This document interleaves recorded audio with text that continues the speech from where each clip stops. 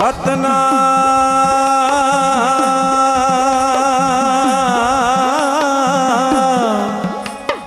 सतनाम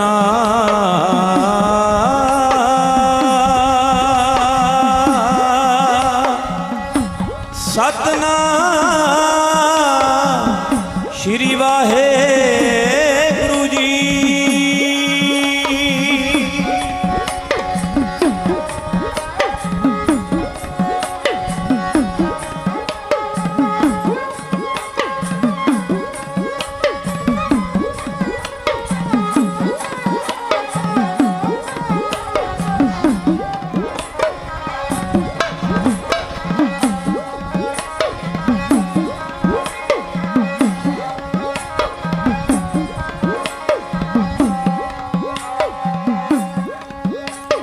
कृपा करो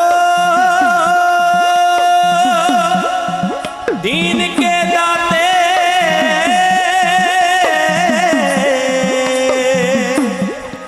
मेरा गुण अवगण ना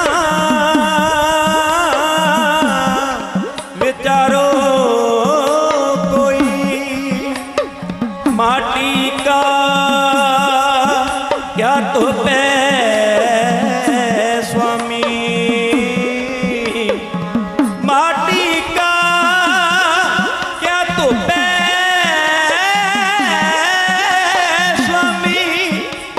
मानस की गत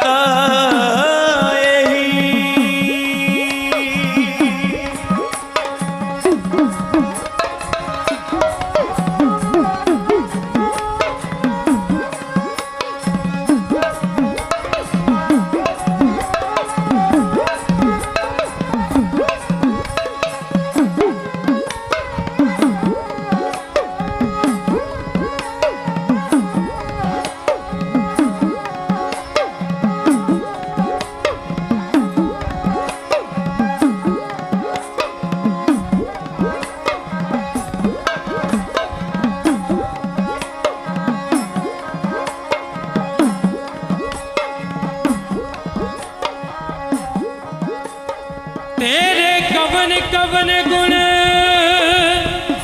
कह कह गावा, तू साहिब गुणी निधाना। तुम्हारी महिमा बरन ना सको,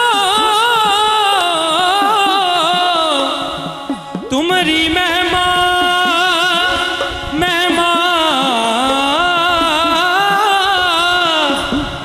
तुम्हारी महिमा बरन ना सको। तू ठाकुर ऊंच भगवाना, आनंद गुण निधान गुरु गरीब निवाज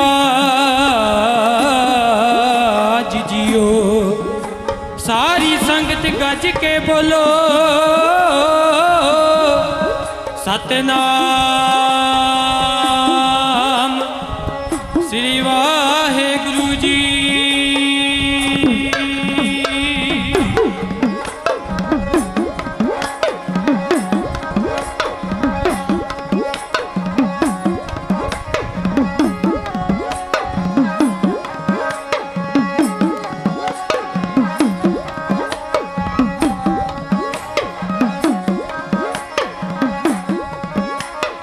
दीनन की प्रतिपाल करे शांति उपार गणी मनगार है। पच पशु नगनाग नरात सर्व समय सबको प्रतिपाल है।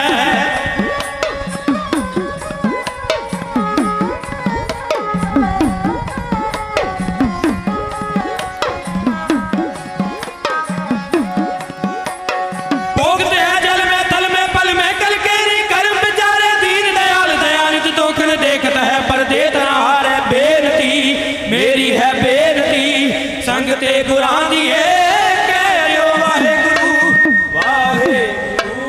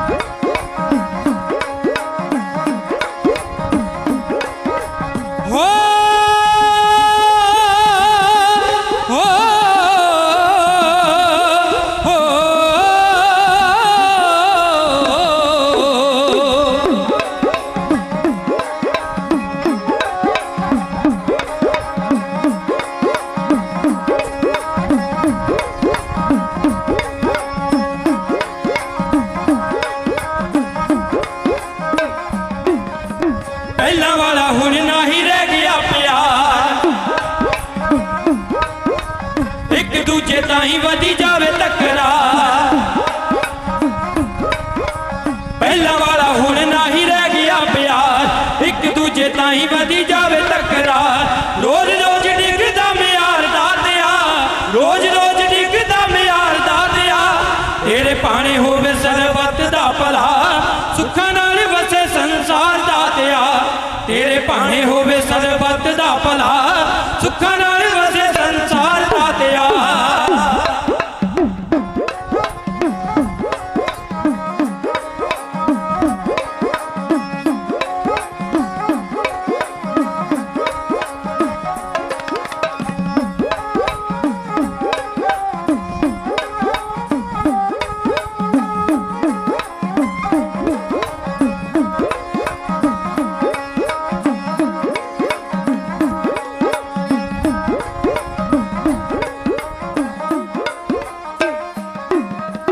जात पात वाले सब मिट जान चेड़े जी, तकड़ा गरीब ताई करे ना बखेड़े जी।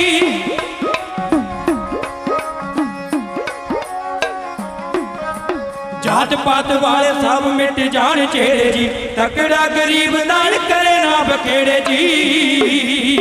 माया दा ना होवे हंकार दातिया, माया दा ना होवे हंकार दातिया। तेरे पाने होवे सरबत दा भला, सुखा नाल वसे संसार दातिया। तेरे पाने होवे सरबत दा भला, सुखा नाल वसे संसार दातिया।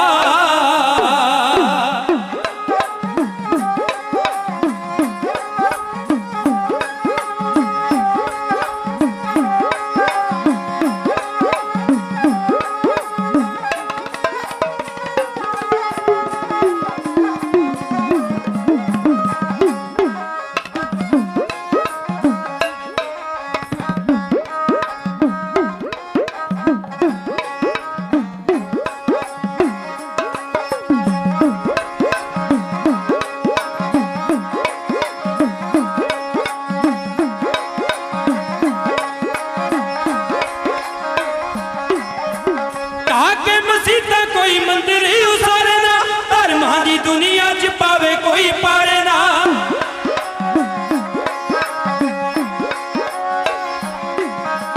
ढाके मसीता कोई मंदिर ही उसारे ना, धर्मां दी दुनिया च पावे कोई पारे ना। नेक नीत होवे सरकार दातिया, नेक नीत होवे सरकार दातिया। तेरे पाने होवे सरबत दा भला, सुखा नाल वसे संसार दातिया। तेरे पाने होवे सरबत दा भला, सुखा नाल वसे संसार दातिया।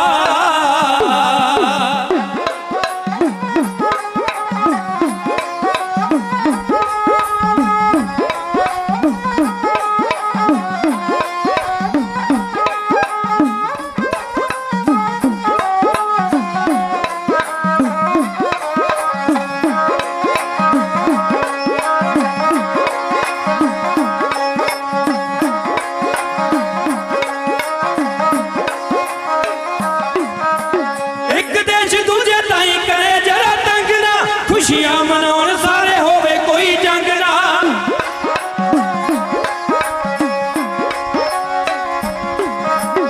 एक देश दूजे ताई करे जरा तंग ना, खुशियां मनाउण सारे होवे कोई जंग ना। होण ना मज़ैला वाले वार दातिया, होण ना मज़ैला वाले वार दातिया। तेरे पाने होवे सरबत दा भला, सुखा नाल वसे संसार दातिया। तेरे पाने होवे सरबत दा भला, सुखा नाल वसे संसार दातिया।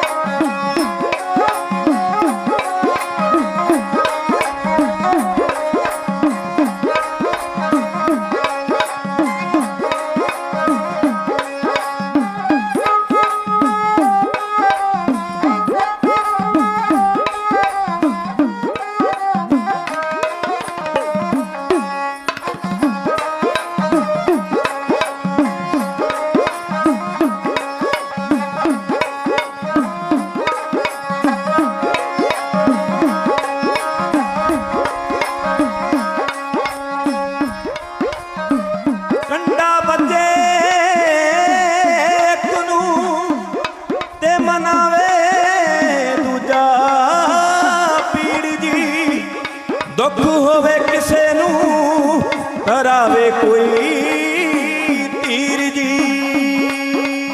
ਸਾਰੇ ਜੱਗ ਵਿੱਚ ਪਿਆਰ ਦੀ ਹਵਾ ਚੱਲੇ, ਆ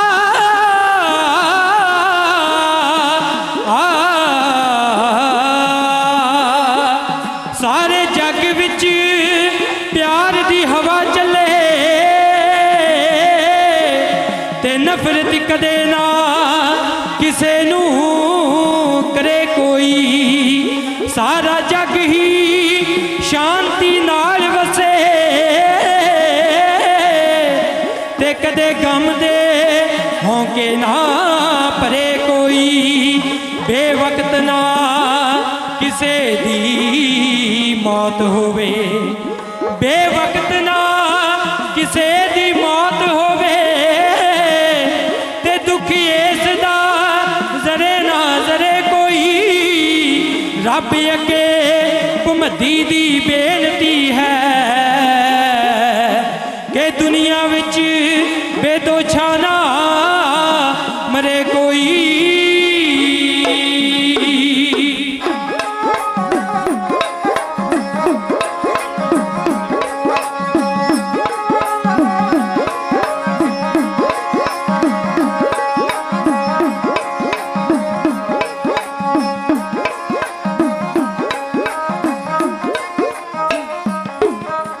ਐਟਮਾਂ ਨੂੰ ਡੂੰਘੀਆਂ ਸਮੁੰਦਰਾਂ 'ਚ ਰੋੜ ਕੇ, ਸਾਰੇ ਖੜ ਜਾਣ ਮੋਢੇ ਨਾਲ ਮੋਢਾ ਜੋੜ ਕੇ।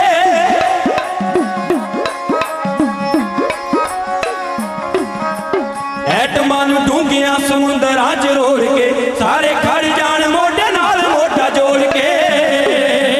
ਮੌਜੀਆਂ ਨੂੰ ਵੰਡਣ ਪਿਆਰ ਦਾ ਦਿਆ, ਮੌਜੀਆਂ ਨੂੰ ਵੰਡਣ ਪਿਆਰ ਦਾ ਦਿਆ।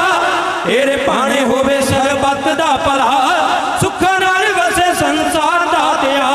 ਤੇਰੇ ਭਾਣੇ ਹੋਵੇ ਸਰਬੱਤ ਦਾ ਭਲਾ, ਸੁੱਖਾਂ ਨਾਲ ਵਸੇ ਸੰਸਾਰ ਦਾ ਦਿਆ। ਤੇਰੇ ਭਾਣੇ ਹੋਵੇ ਸਰਬੱਤ ਦਾ ਭਲਾ, ਸੁੱਖਾਂ ਨਾਲ ਵਸੇ ਸੰਸਾਰ ਦਾ ਦਿਆ।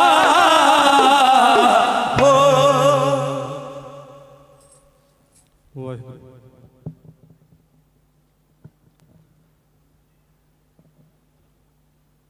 ਗੁਰਦੇਵ ਸਤਿਗੁਰੂ ਚਵਰ ਛਤਰ ਤਖਤ ਦੇ ਮਾਲਕ, ਦੀਨ ਦੁਨੀਆ ਦੇ ਵਾਲੀ, ਦਸਾਂ ਪਾਤਸ਼ਾਹੀਆਂ ਦੇ ਆਤਮਿਕ ਸਰੂਪ ਧੰਨ ਸਾਹਿਬ ਸ੍ਰੀ ਗੁਰੂ ਗ੍ਰੰਥ ਸਾਹਿਬ ਮਹਾਰਾਜ ਜੀ ਦੀ ਪਾਵਨ ਪਵਿੱਤਰ ਨਿੱਘੀ ਗੋਦ ਅੰਦਰ ਤਪ ਸਥਾਨ ਨੈਕੀ ਕੁਟੀਆ ਬਗੌਰਾ ਵਿਖੇ ਦੇਵਤਿਆਂ ਸਮਾਨ ਚੌਂਕੜੇ ਲਾ ਕੇ ਜੁੜ ਬੈਠੇ ਸਰਬੱਤ ਮਾਈ ਭਾਈ ਸਿੱਖ ਸੰਗਤ, ਆਓ ਸਭ ਤੋਂ ਪਹਿਲਾਂ ਰਲ ਕੇ ਗੁਰੂ ਬਖਸ਼ੀ ਫਤਿਹ ਬੁਲਾਈਏ। ਕੋਈ ਵੀ ਰਸਨਾ ਫਤਿਹ ਦੇ ਸਿਮਰਨ ਤੋਂ ਵਾਂਝੀ ਨਾ ਰਹਿ ਜਾਏ। ਅਦਬ ਸਹਿਤ ਸਾਰੀ ਸੰਗਤ ਦੋਵੇਂ ਹੱਥ ਜੋੜੋ, ਗੁਰੂ ਗ੍ਰੰਥ ਸਾਹਿਬ ਮਹਾਰਾਜ ਨੂੰ ਸੀਸ ਝੁਕਾ ਕੇ ਬੁਲੰਦ ਆਵਾਜ਼ ਵਿੱਚ ਗੱਜ ਕੇ ਆਖੋ ਜੀ, ਵਾਹਿਗੁਰੂ ਜੀ ਕਾ ਖਾਲਸਾ, ਵਾਹਿਗੁਰੂ ਜੀ ਕੀ ਫਤਿਹ। ਸੱਚਖੰਡ ਵਾਸੀ ਬ੍ਰਹਮ ਗਿਆਨੀ ਮਹਾਂਪੁਰਖ ਸੰਤ ਬਾਬਾ ਹਰੀ ਸਿੰਘ ਜੀ ਨੈਗੀ ਵਾਲੇ, ਤਿਨਾਂ ਤੋਂ ਵਰੋਸਾਏ ਸੱਚਖੰਡ ਵਾਸੀ ਮਹਾਂਪੁਰਖ ਸੰਤ ਬਾਬਾ ਮਹਿੰਦਰ ਸਿੰਘ ਸਾਹਿਬ ਜੀ, ਜਿਨ੍ਹਾਂ ਦੀ ਸਾਲਾਨਾ ਯਾਦ ਅੰਦਰ ਤਿਸ ਨੂੰ ਸਮਰਪਿਤ ਚੱਲ ਰਹੇ ਇਹ ਸਮਾਗਮ, ਜਿਨ੍ਹਾਂ ਸਮਾਗਮਾਂ ਦੇ ਅੱਜ ਆਰੰਭ ਹੋਏ ਨੇ ਸਤਿਗੁਰਾਂ ਦੀ ਪਵਿੱਤਰ ਬਾਣੀ ਦੇ ਭੋਗ ਪੈਣ ਤੋਂ ਉਪਰੰਤ, ਸ੍ਰੀ ਸਹਿਜ ਪਾਠ ਜੀ ਦੀ ਪਾਵਨ ਬਾਣੀ ਦੇ ਭੋਗ ਪਏ ਉਪਰੰਤ ਦੀਵਾਨ ਦੀ ਆਰੰਭਤਾ ਹੋਈ ਹੈ। ਹਜ਼ੂਰੀ ਰਾਗੀ ਜਥਾ ਜੋ ਕਿ ਸਾਰਾ ਅਸਥਾਨ ਮਹਾਂਪੁਰਖ ਸੰਤ ਬਾਬਾ ਸੁਰਜੀਤ ਸਿੰਘ ਜੀ ਦੀ ਅਗਵਾਈ ਅੰਦਰ ਸਾਰਾ ਇਹ ਪ੍ਰੋਗਰਾਮ ਚੱਲ ਰਿਹਾ ਹੈ, ਸੇਵਾਵਾਂ ਚੱਲ ਰਹੀਆਂ ਨੇ। ਆਰੰਭਤਾ ਵਿੱਚ ਹਜ਼ੂਰੀ ਰਾਗੀ ਜਥਾ ਭਾਈ ਲਖਵੀਰ ਸਿੰਘ ਜੀ, ਉਹਨਾਂ ਤੋਂ ਉਪਰੰਤ ਭਾਈ ਸਾਹਿਬ ਜੀ ਭਾਈ ਮਨਜਿੰਦਰ ਸਿੰਘ ਜੀ ਹਰ ਰਾਏਪੁਰ ਵਾਲੇ, ਜੋ ਅੱਜ ਹੀ ਨਹੀਂ ਬਲਕਿ ਹਮੇਸ਼ਾ ਹਰ ਸਮਾਗਮ ਅੰਦਰ ਹਰ ਮਹੀਨੇ ਸੰਗਰਾਂਦ ਦੇ ਪਾਵਨ ਦਿਹਾੜੇ ਤੇ ਵੀ ਹਾਜ਼ਰੀਆਂ ਭਰ ਕੇ ਗੁਰੂ ਚਰਨਾਂ ਨਾਲ ਸਿੱਖ ਸੰਗਤਾਂ ਨੂੰ ਜੋੜਦੇ ਨੇ, ਗੁਰੂ ਕੀ ਬਾਣੀ ਦੇ ਸ਼ਬਦ ਦੇ ਰਾਹੀਂ, ਗੁਰੂ ਕੇ ਇਤਿਹਾਸ ਰਾਹੀਂ। ਇੱਥੇ ਬਸ ਨਹੀਂ, ਆ ਸਾਰਾ ਪ੍ਰੋਗਰਾਮ YouTube ਚੈਨਲ ਮੀਡੀਆ ਹਰ ਰਾਏਪੁਰ ਵਾਲੇ ਭਾਈ ਮਨਜਿੰਦਰ ਸਿੰਘ ਜੀ ਦਾ ਇਹ ਉਦਮ ਉਪਰਾਲਾ ਹੈ, ਜਿਨ੍ਹਾਂ ਵੱਲੋਂ ਇਹ ਚੈਨਲ ਦੇ ਰਾਹੀਂ ਸਤਿਕਾਰ ਤੋਂ ਉਹਨਾਂ ਦੇ ਨਾਲ ਦੇ ਸਾਥੀ ਵੀਰ ਇਹ ਸਾਰੇ ਸਮਾਗਮਾਂ ਨੂੰ ਦੂਰ ਦਰੇਡੇ ਸਿੱਖ ਸੰਗਤਾਂ ਤੱਕ ਪਹੁੰਚਾਉਂਦੇ ਨੇ। ਆਪ ਸੰਗਤਾਂ ਭਰਪੂਰ ਲਾਹਾ ਪ੍ਰਾਪਤ ਕਰਦੀਆਂ ਨੇ। ਔਰ ਮਹਾਂਪੁਰਖਾਂ ਦੇ ਨਾਲ ਬੇਅੰਤ ਸਾਰੇ ਬੁਲਾਰੇ ਰਾਗੀ ਢਾਡੀ ਜਥਿਆਂ ਦੇ ਨਾਲ ਉਹਨਾਂ ਦੇ ਵਿਚਾਰ ਦੂਰ ਦਰੇਡੇ ਤੱਕ ਸਿੱਖ ਸੰਗਤਾਂ ਵਿੱਚ ਪਹੁੰਚਾਉਂਦੇ ਨੇ। ਤੋ ਆਪ ਜੀ ਦੇ ਸਨਮੁਖ ਹਾਜ਼ਰੀ ਭਰ ਕੇ ਗਏ ਨੇ। ਕੁਝ ਸਮਾਂ ਗੁਰੂ ਕੀ ਹਜ਼ੂਰੀ ਦੇ ਅੰਦਰ ਸੰਗਤਾਂ ਦੇ ਦਰਸ਼ਨ ਦਿਦਾਰਿਆਂ ਵਾਸਤੇ ਇਤਿਹਾਸ ਰਾਹੀਂ ਸੇਵਾ ਕਰਨ ਦਾ ਚੱਲ ਰਹੇ ਲਗਭਗ ਮਾਰਚ ਦੇ ਮਹੀਨੇ ਤੋਂ ਲਾਕਡਾਊਨ ਦੇ ਅੰਦਰ ਵਿਰਲੇ ਵਾਂਝੇ ਸਮਾਗਮਾਂ ਦੇ ਵਿੱਚੋਂ ਤੋ ਅੱਜ ਇਹ ਮਹਾਂਪੁਰਖਾਂ ਨੇ ਦਇਆਲਤਾ ਦੇ ਨਾਲ ਸੁਨੇਹਾ ਭੇਜ ਕੇ ਬੜੀ ਮੁਹੱਬਤ, ਅਸਲ ਵਿੱਚ ਮਹਾਂਪੁਰਖ ਰੱਬ ਦੇ ਪਿਆਰੇ ਉਹ ਹਰ ਇੱਕ ਦੇ ਨਾਲ ਹੀ ਮੁਹੱਬਤ ਕਰਦੇ ਨੇ, ਪਰ ਸੱਚਮੁੱਚ ਇੰਜ ਮਹਿਸੂਸ ਹੁੰਦਾ ਹੈ ਹਰ ਇੱਕ ਨੂੰ ਕਿ ਜਿਵੇਂ ਉਹ ਸਾਡੇ ਨਾਲ ਹੀ ਕਰਦੇ ਹੋਣ। ਤੋ ਮਹਾਂਪੁਰਖਾਂ ਦੀ ਐਸੀ ਮੁਹੱਬਤ, ਐਸੀ ਪ੍ਰੀਤ ਹੈ, ਉਹਨਾਂ ਦੀਆਂ ਅਸੀਸਾਂ ਦੇ ਪਾਤਰ ਬਣ ਜਾਈਏ। ਤੋ ਅੱਜ ਹੁਕਮ ਦਾ ਸਦਕਾ ਸਤਿਗੁਰਾਂ ਦੀ ਪਾਵਨ ਗੋਦ ਅੰਦਰ ਆਪਣੇ ਜਥੇ ਸਮੇਤ ਹਾਜ਼ਰ ਹੋਏ ਹਾਂ। ਯਤਨ ਕਰਾਂਗਾ ਆਪਣੇ ਜਥੇ ਨਾਲ ਮਿਲ ਕੇ ਉਸ ਦਾਤੇ ਦੀਆਂ ਵਡਿਆਈਆਂ ਸਾਂਝੀਆਂ ਕਰ ਸਕਾਂ।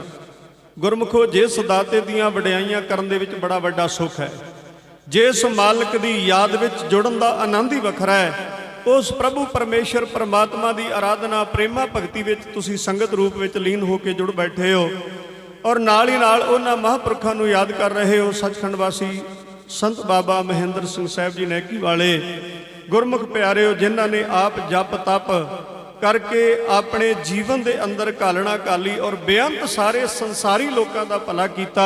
ਗੁਰਮੁਖ ਪਿਆਰਿਓ, ਐਸੇ ਮਹਾਂਪੁਰਖਾਂ ਨੂੰ ਜਿਨ੍ਹਾਂ ਨੇ ਗੁਰੂ ਦੇ ਲੜ ਲੱਗ ਕੇ ਆਪਣਾ ਜੀਵਨ ਉੱਚਾ ਤੇ ਸੁੱਚਾ ਬਤੀਤ ਕੀਤਾ ਹੈ, ਉਹ ਮਨੁੱਖਤਾ ਵਾਸਤੇ ਇੱਕ ਮਾਰਗਦਰਸ਼ਕ ਹੋਇਆ ਕਰਦੇ ਨੇ। ਤਾਂ ਅੱਜ ਉਹਨਾਂ ਦੀ ਯਾਦ ਵਿੱਚ ਆਪਾਂ ਜੁੜ ਬੈਠੇ ਹਾਂ, ਸੰਗਤ ਰੂਪ ਵਿੱਚ ਜੁੜ ਬੈਠੇ ਹਾਂ। ਸੰਗਤ ਵਿੱਚ ਜੁੜਨਾ ਕਿੰਨੀ ਵੱਡੀ ਗੱਲ ਹੈ, ਇਹ ਸਾਡੇ ਗੁਰੂ ਸਾਹਿਬਾਨਾਂ ਨੇ ਬਖਸ਼ਿਸ਼ਾਂ ਕੀਤੀਆਂ ਨੇ। ਮੈਂ ਇੱਥੋਂ ਪ੍ਰਾਰਥਨਾ ਆਰੰਭ ਕਰਦਾ। ਅੱਜ ਦਾ ਇੱਕ ਪਾਵਨ ਪਵਿੱਤਰ ਇਤਿਹਾਸਕ ਦਿਹਾੜਾ ਵੀ ਹੈ। ਮੈਂ ਉਸ ਇਤਿਹਾਸਕ ਦਿਹਾੜੇ ਦੇ ਨਾਲ ਨਾਲ ਤੁਹਾਡੀ ਸੇਵਾ ਵਿੱਚ ਇਤਿਹਾਸ ਵੀ ਬਣਿਆ ਕਰਨਾ ਹੈ, ਪਰ ਮੈਂ ਸੰਗਤ ਦੀ ਗੱਲ ਆਰੰਭ ਕਰ ਰਿਹਾ ਸੀ ਕਿਉਂਕਿ ਇਹ ਸੰਗਤ ਮਹਾਂਪੁਰਖਾਂ ਦੇ ਉਦਮ ਉਪਰਾਲੇ ਦਾ ਸਦਕਾ ਹੈ। ਗੋਇੰਦਵਾਲ ਸਾਹਿਬ ਦੀ ਪਾਵਨ ਪਵਿੱਤਰ ਧਰਤੀ ਹੈ। ਸੰਗਤ ਇਸੇ ਤਰ੍ਹਾਂ ਜੁੜ ਬੈਠੀ ਹੈ। ਗੁਰੂ ਅਮਰਦਾਸ ਸੱਚੇ ਪਾਤਸ਼ਾਹ ਤਖਤ ਤੇ ਸੁਭਾਏਮਾਨ ਸਨ। ਗੁਰਮੁਖੋ, ਸੰਗਤ ਸਤਿਗੁਰਾਂ ਦੇ ਬਚਨ ਸਰਵਣ ਕਰਦੀ ਹੈ। ਕਈਆਂ ਦੇ ਮਨ ਵਿੱਚ ਨਾ ਜਾਣਾ ਕਿਹੋ ਜਿਹਾ ਖਿਆਲ ਉੱਠ ਪੈਂਦਾ ਹੈ। ਇੱਕ ਸਿੱਖ ਉੱਠਿਆ, ਉਹ ਸਿੱਖ ਦਾ ਨਾਂ ਹੈ ਭਾਈ ਕੇਦਾਰਾ ਜੀ। ਭਾਈ ਕੇਦਾਰੀ ਜੀ ਕਰਕੇ ਵੀ ਇਤਿਹਾਸ ਵਿੱਚ ਆਉਂਦਾ ਹੈ। ਉਹਨੇ ਪ੍ਰਾਰਥਨਾ ਕੀਤੀ, ਕਹਿੰਦਾ ਮਹਾਰਾਜ, ਸੰਸਾਰ ਦੇ ਅੰਦਰ ਵਿਸ਼ੇ ਵਿਕਾਰਾਂ ਦੀ ਅੱਗ ਦੇ ਭਾਂਬੜ ਬਲ ਰਹੇ ਨੇ, ਇਹਦੇ ਤੋਂ ਬਚਿਆ ਕਿਵੇਂ ਜਾ ਸਕਦਾ ਹੈ। ਗੁਰਮੁਖੋ, ਇਹ ਮਹਾਂਪੁਰਖਾਂ ਦੇ ਪਰਉਪਕਾਰਾਂ ਦੀ ਗੱਲ ਵੀ ਨਾਲ ਨਾਲ ਕਰਦੇ ਚੱਲੀਏ ਔਰ ਗੁਰੂ ਦੇ ਉਪਦੇਸ਼ ਦੀ ਵੀ ਆਪਾਂ ਝਾਤ ਮਾਰਦੇ ਹੋਏ ਉਸ ਨੂੰ ਆਪਣੇ ਹਿਰਦੇ ਵਿੱਚ ਵਸਾਈਏ। ਗੁਰੂ ਅਮਰਦਾਸ ਮਹਾਰਾਜ ਜੀ ਦੇ ਸਨਮੁਖ ਲੋਕ ਉਹ ਸਿੱਖ ਨੇ ਪ੍ਰਾਰਥਨਾ ਕਰਕੇ ਆਖਿਆ, ਮਹਾਰਾਜ, ਵਿਸ਼ੇ ਵਿਕਾਰਾਂ ਦੀ ਅੱਗ ਦੇ ਭਾਂਬੜ ਬਲਦੇ ਨੇ, ਬਚਿਆ ਕਿਵੇਂ ਜਾਵੇ ਕਲਯੁਗ ਦੇ ਸਮੇਂ ਅੰਦਰ। ਗੁਰੂ ਅਮਰਦਾਸ ਸੱਚੇ ਪਾਤਸ਼ਾਹ ਮਹਾਰਾਜ ਮੁਸਕਰਾ ਪਏ, ਹੱਸ ਪਏ। ਯਾਦ ਰੱਖਿਓ, ਸੰਗਤ ਵਿੱਚੋਂ ਕੋਈ ਸਿੱਖ ਇੱਕੋ ਹੀ ਉੱਠ ਕੇ ਸਵਾਲ ਕਰਦਾ ਹੈ, ਉੱਤਰ ਮੇਰੇ ਸਤਿਗੁਰੂ ਦਿੰਦੇ ਨੇ। ਉਹ ਸਿਰਫ ਇੱਕ ਸਿੱਖ ਵਾਸਤੇ ਨਹੀਂ, ਉਹ ਸਾਰੀ ਸਿੱਖ ਸੰਗਤ ਵਾਸਤੇ, ਸਾਰੀ ਮਨੁੱਖਤਾ ਵਾਸਤੇ ਹੁੰਦਾ ਹੈ। ਮਹਾਰਾਜ ਕਹਿਣ ਲੱਗੇ, ਭਾਈ ਕੇਦਾਰਾ, ਤੂੰ ਚੰਗਾ ਸਵਾਲ ਕੀਤਾ ਹੈ। ਕਦੇ ਜੰਗਲ ਦੇ ਵਿੱਚ ਲੱਗੀ ਹੋਈ ਅੱਗ ਵੇਖੀ ਹੈ? ਕਹਿੰਦਾ ਮਹਾਰਾਜ, ਬੜੀ ਵਾਰ। ਸਤਿਗੁਰੂ ਕਹਿਣ ਲੱਗੇ, ਜੰਗਲ ਨੂੰ ਅੱਗ ਲੱਗ ਜਾਏ ਫਿਰ ਉਸ ਜੰਗਲ ਵਿੱਚ ਰਹਿਣ ਵਾਲੇ ਜਾਨਵਰ ਕੀ ਕਰਦੇ ਨੇ? ਕਹਿੰਦਾ ਮਹਾਰਾਜ, ਉਹ ਦੌੜਦੇ ਨੇ ਆਪਣੇ ਬਚਾਅ ਵਾਸਤੇ। ਜੇ ਕਿਤੇ ਤਾਲਾਬ ਮਿਲ ਜਾਏ, ਚੱਲਦੀ ਹੋਈ ਪਾਣੀ ਦੀ ਨਦੀ ਮਿਲ ਜਾਏ, ਉਸ ਦੇ ਵਿੱਚ ਛਾਲਾਂ ਮਾਰ ਕੇ ਪਾਣੀ ਦੇ ਵਿੱਚ ਆਪਣੇ ਆਪ ਨੂੰ ਲੈ ਜਾਂਦੇ ਨੇ ਤੇ ਜੰਗਲ ਦੀ ਅੱਗ ਦੇ ਸੇਕ ਤੋਂ ਬਚ ਜਾਂਦੇ ਨੇ। ਗੁਰੂ ਅਮਰਦਾਸ ਮਹਾਰਾਜ ਕਹਿਣ ਲੱਗੇ, ਬਸ ਇਸੇ ਤਰ੍ਹਾਂ ਜੰਗਲ ਦੇ ਵਿੱਚ ਲੱਗੀ ਹੋਵੇ ਅੱਗ, ਉਸ ਤਪਸ਼ ਤੋਂ ਬਚਣ ਵਾਸਤੇ ਜੰਗਲ ਦੇ ਜਾਨਵਰ ਪਾਣੀ ਵਿੱਚ ਛਾਲਾਂ ਮਾਰ ਕੇ ਬਹਿੰਦੇ ਨੇ ਤੇ ਆਪਣਾ ਬਚਾਅ ਕਰ ਲੈਂਦੇ ਨੇ। ਗੁਰਸਿੱਖੋ, ਵਿਸ਼ੇ ਵਿਕਾਰਾਂ ਦੀ ਬਲਦੇ ਹੋਏ ਅੱਗ ਦੇ ਭਾਂਬੜਾਂ ਵਿੱਚੋਂ ਜੇ ਬਚਣਾ ਹੋਵੇ, ਬੇਕਾਬੂ ਹੋਇਆ ਮਨ, ਬਸ ਉਸੇ ਵਕਤ ਗੁਰੂ ਦਾ ਆਸਰਾ ਲੈ ਕੇ ਸੰਗਤ ਵਿੱਚ ਛਾਲ ਮਾਰ ਕੇ ਬਹਿ ਜਾਇਆ ਕਰੋ, ਭਲਾ ਗੁਰੂ ਕਰ ਦੇਗਾ। ਗੁਰਮੁਖੋ, ਮਹਾਂਪੁਰਖਾਂ ਦੇ ਇਹ ਤਪ ਅਸਥਾਨ ਨੇ ਜਿੱਥੇ ਸੰਗਤ ਰੂਪ ਵਿੱਚ ਬੈਠੇ ਆਪ ਗੁਰੂ ਚਰਨਾਂ ਵਿੱਚ ਹਾਜ਼ਰੀ ਭਰ ਰਹੇ ਹੋ। ਮੇਰਾ ਗੁਰੂ ਨਾਨਕ ਰਹਿਮਤਾਂ ਕਰੇ, ਕਲਯੁਗ ਦੇ ਇਸ ਭਿਆਨਕ ਸਮੇਂ ਦੇ ਅੰਦਰ ਵਿਸ਼ੇ ਵਿਕਾਰਾਂ ਤੋਂ ਸਾਡਾ ਮਨ ਗੁਰੇਜ਼ ਕਰੇ, ਰੁਕ ਜਾਏ ਤੇ ਗੁਰੂ ਚਰਨਾਂ ਨਾਲ ਜੁੜੇ ਤੇ ਸਾਡਾ ਇੱਥੇ ਆਉਣਾ ਬੈਠਣਾ ਸਫਲਾ ਹੋ ਜਾਏਗਾ। ਮੈਂ ਇਤਿਹਾਸਕ ਦਿਹਾੜੇ ਦੀ ਤੁਹਾਡੇ ਨਾਲ ਗੱਲ ਸਾਂਝੀ ਕਰ ਰਿਹਾ ਸੀ ਕਿ ਅੱਜ ਇੱਕ ਇਤਿਹਾਸਕ ਦਿਹਾੜਾ ਵੀ ਹੈ ਜਿੱਥੇ ਆਪਾਂ ਜੁੜੇ ਬੈਠੇ ਹਾਂ। ਤਪ ਸਥਾਨ ਮਹਾਂਪੁਰਖਾਂ ਦਾ ਹੈ। ਗੁਰਮੁਖੋ, ਗੋਇੰਦਵਾਲ ਸਾਹਿਬ ਅੱਜ ਬੜਾ ਵੱਡਾ ਸਾਲਾਨਾ ਜੋੜ ਮੇਲਾ ਹਰ ਸਾਲ ਮਨਾਇਆ ਜਾਂਦਾ ਹੈ। ਅੱਜ ਦਾ ਜੋ ਇਤਿਹਾਸਕ ਦਿਹਾੜਾ ਹੈ, ਗੁਰੂ ਨਾਨਕ ਦੇ ਤੀਸਰੇ ਸਰੂਪ ਸਤਿਗੁਰੂ ਗੁਰੂ ਅਮਰਦਾਸ ਸੱਚੇ ਪਾਤਸ਼ਾਹ ਮਹਾਰਾਜ ਜੀ ਦਾ ਪਾਵਨ ਪਵਿੱਤਰ ਜੋਤੀ ਜੋਤ ਦਿਵਸ ਵੀ ਹੈ। सूरज किरण मिले जल का जल हुआ राम, ज्योति जोत रली संपूर्ण थिया राम। गुरु अमरदास सच्चे पातशाह महाराज जी का अज ज्योति जोत दिवस भी है। सिख संगतां उत्थे प्रणाम कर रही ने। उत्थे ही अज सिख संगतां इस पावन तप अस्थान नैकी भगौरा विखे भी जुड़ के गुरसिखो सतगुरां नूं प्रणाम करदियां संगत रूप विच जुड़ियां ने। आओ गुरु अमरदास सच्चे पातशाह महाराज जी के जीवन चोजां दे विचों एक इतिहास का अलौकिक पन्ना आप संगत की नज़र पेश करने का यत्न कर रहे हैं।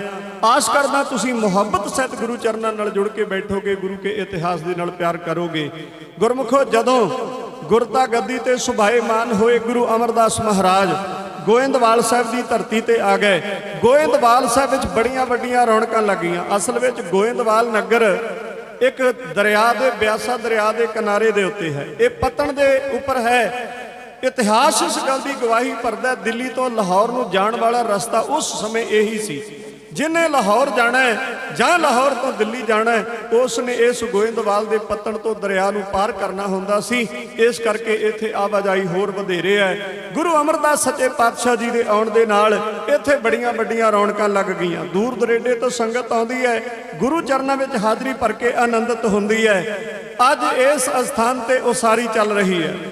इट्टां गारा चूना इत्यादि के सारा कुछ मिल जाता है, पर एक गल की घाट है, इत्थे लकड़ नहीं मिलती। इत्थे चंगियां छतीरियां बाले इत्यादि लकड़ की घाट है। संगत विच बैठे चल रही विचारां विचों भाई बल्लू जी उठे। भाई बल्लू जी गुरु अमरदास सच्चे पातशाह महाराज जी के बड़े आनंद प्यारे सिख ते सेवक सन। भाई बल्लू जी ने प्रार्थना करके आख्या, कहन लगे महाराज सारियां चीज़ां मिलदियां ने। इत्थे दूर दुरेडे तो लोग सिख संगत के रूप में आउंदे ने। आप जी के चरणों में रह के उन्हां दा ऐसा मन बनता है वो सदा वास्ते तुहाडे चरणों में रहना चाहते ने। इत्थे पक्का वसेबा करना चाहते ने, अपनी रहائश भी करना चाहते ने। पर दातार जी इत्थे इमारती लकड़ की बहुत वड्डी घाट है। कोई ऐसी दयालता करो ताकि लकड़ मुहैया हो सके। गुरु अमरदास सच्चे पातशाह महाराज जी ने उस वक्त एक सिख नूं भेजिया, एक सेवक नूं भेजिया। कहन लगे जाओ आवाज़ मार के सावण मल नूं लैके आओ, बाबा सावण मल जी नूं लैके आओ। गुरमुखो सेवक उस वक्त गया, बाबा सावण मल जी नूं सद्दिया, सुनेहा दिता कि गुरु अमरदास सच्चे पातशाह जी ने तुहानूं सद्दिया। आ गया बाबा सावण मल, गुरु अमरदास सच्चे पातशाह महाराज जी के चरणों में झुकिया, प्रणाम की, हथ जोड़ के खलोता है। सतगुरु अमरदास महाराज जी को प्रार्थना करके कहता, दाता आप जी ने वड्डी कृपा करके सुनेहा ला के सद्दिया, दास नूं की हुक्म है। गुरु अमरदास सच्चे पातशाह महाराज कहन लगे, सावण मल तेरे जिम्मे गुरु नानक के घर की एक सेवा लाउण लगे आ, वो तू निभा सकदा है। दूर दरेडे जाना पवेगा, महाराज तुहाडा हुक्म होवे जिस पासे उस पासे जाण वास्ते तैयार हाँ। याद रखो जेड़ा गुरु का हुक्म मनदा है, मेरे पातशाह का वचन है, हुक्म मन्निया होवे प्रवान ता खसमे का महल पाए सी। बाबा सावण मल ने सतगुरां दे सामने सीस झुका दिता। कहन लगा महाराज तुसी हुक्म करो।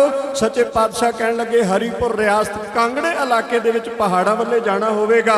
महाराज दे चरनां ते डंडौत वंदना कीती। कहन लगा महाराज मैं हाजिर हाँ। बाबा सावण मल जी कौन ने?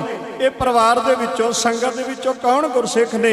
मैं इस रचना तो बाद तुहाडी सेवा विच अर्ज करन दा यतन करांगा।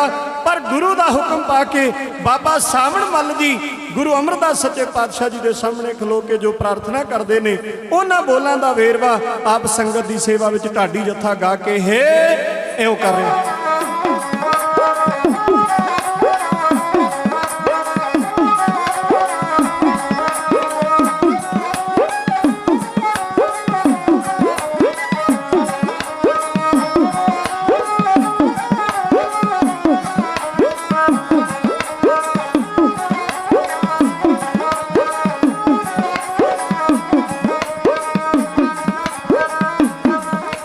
हो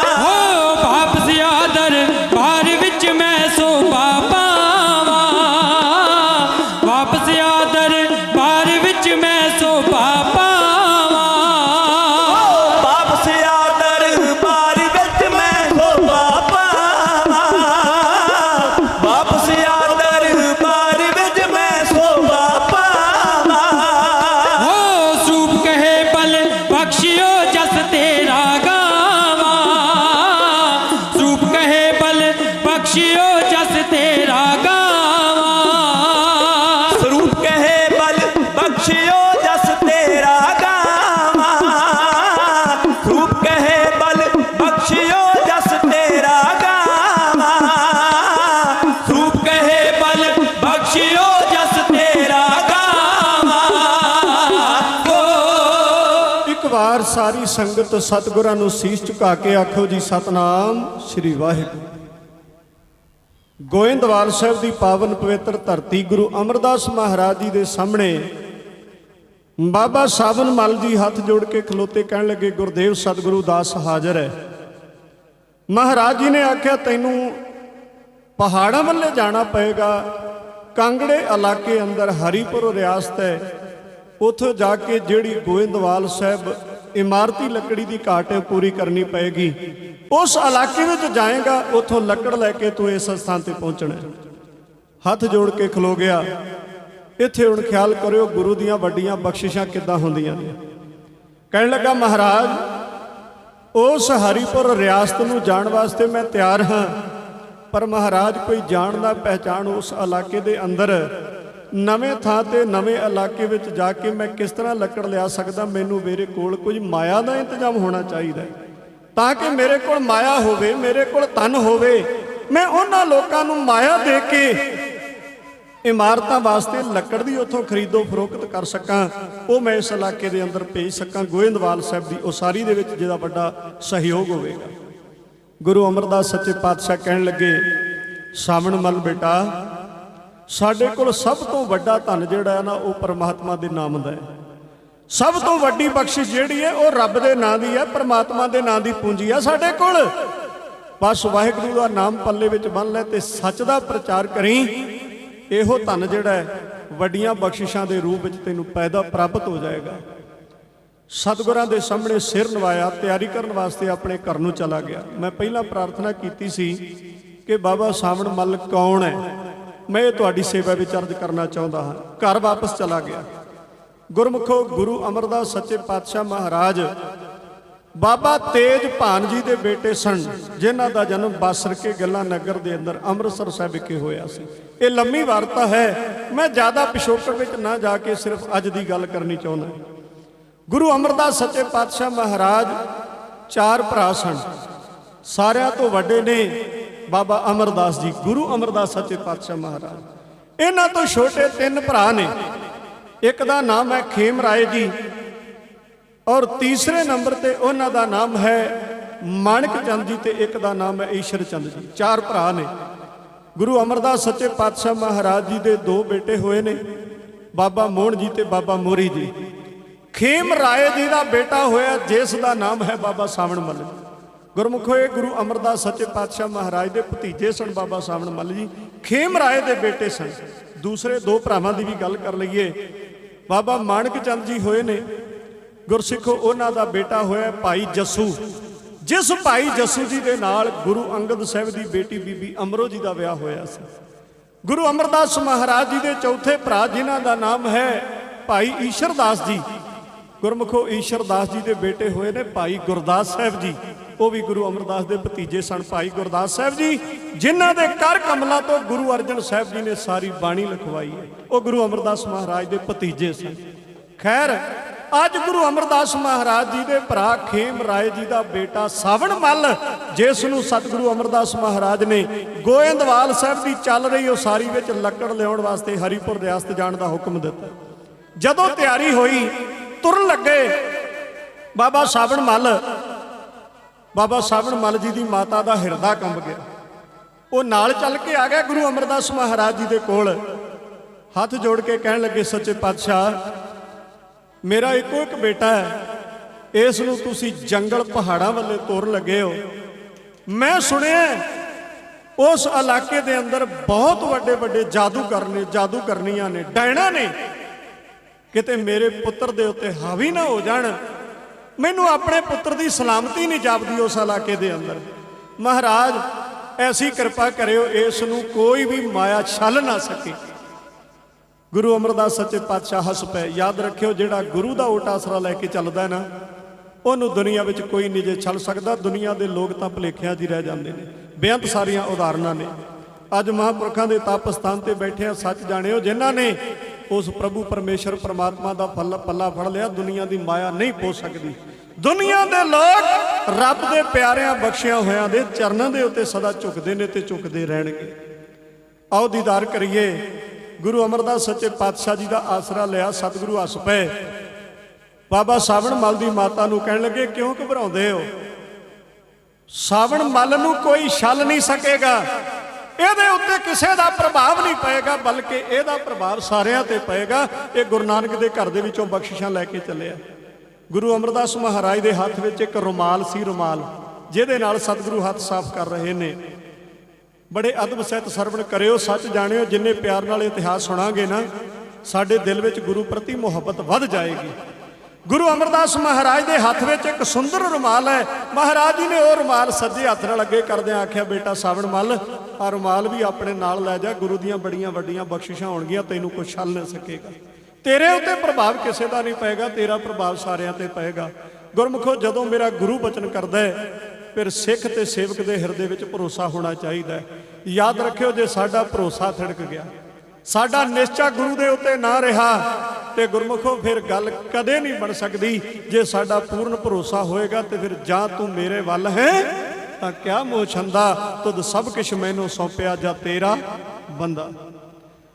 ਮੁੱਕਦੀ ਗੱਲ, ਬਾਬਾ ਸਾਵਣ ਮੱਲ ਜੀ ਨੇ ਸੀਸ ਝੁਕਾਇਆ, ਆਗਿਆ ਲੈ ਕੇ ਗੋਇੰਦਵਾਲ ਸਾਹਿਬ ਤੋਂ ਚੱਲਿਆ। ਚੱਲਦਾ ਚੱਲਦਾ ਕਾਂਗੜੇ ਇਲਾਕੇ ਦੇ ਅੰਦਰ ਹਰੀਪੁਰ ਰਿਆਸਤ ਦੇ ਵਿੱਚ ਪਹੁੰਚ ਗਿਆ। ਗੱਲ ਨਜ਼ਦੀਕ ਕਰਕੇ ਸਾਥੀ ਵੀਰਾਂ ਨੂੰ ਤੁਹਾਡੀ ਸੇਵਾ ਵਿੱਚ ਹਾਜ਼ਰ ਕਰਨ ਲੱਗਾ।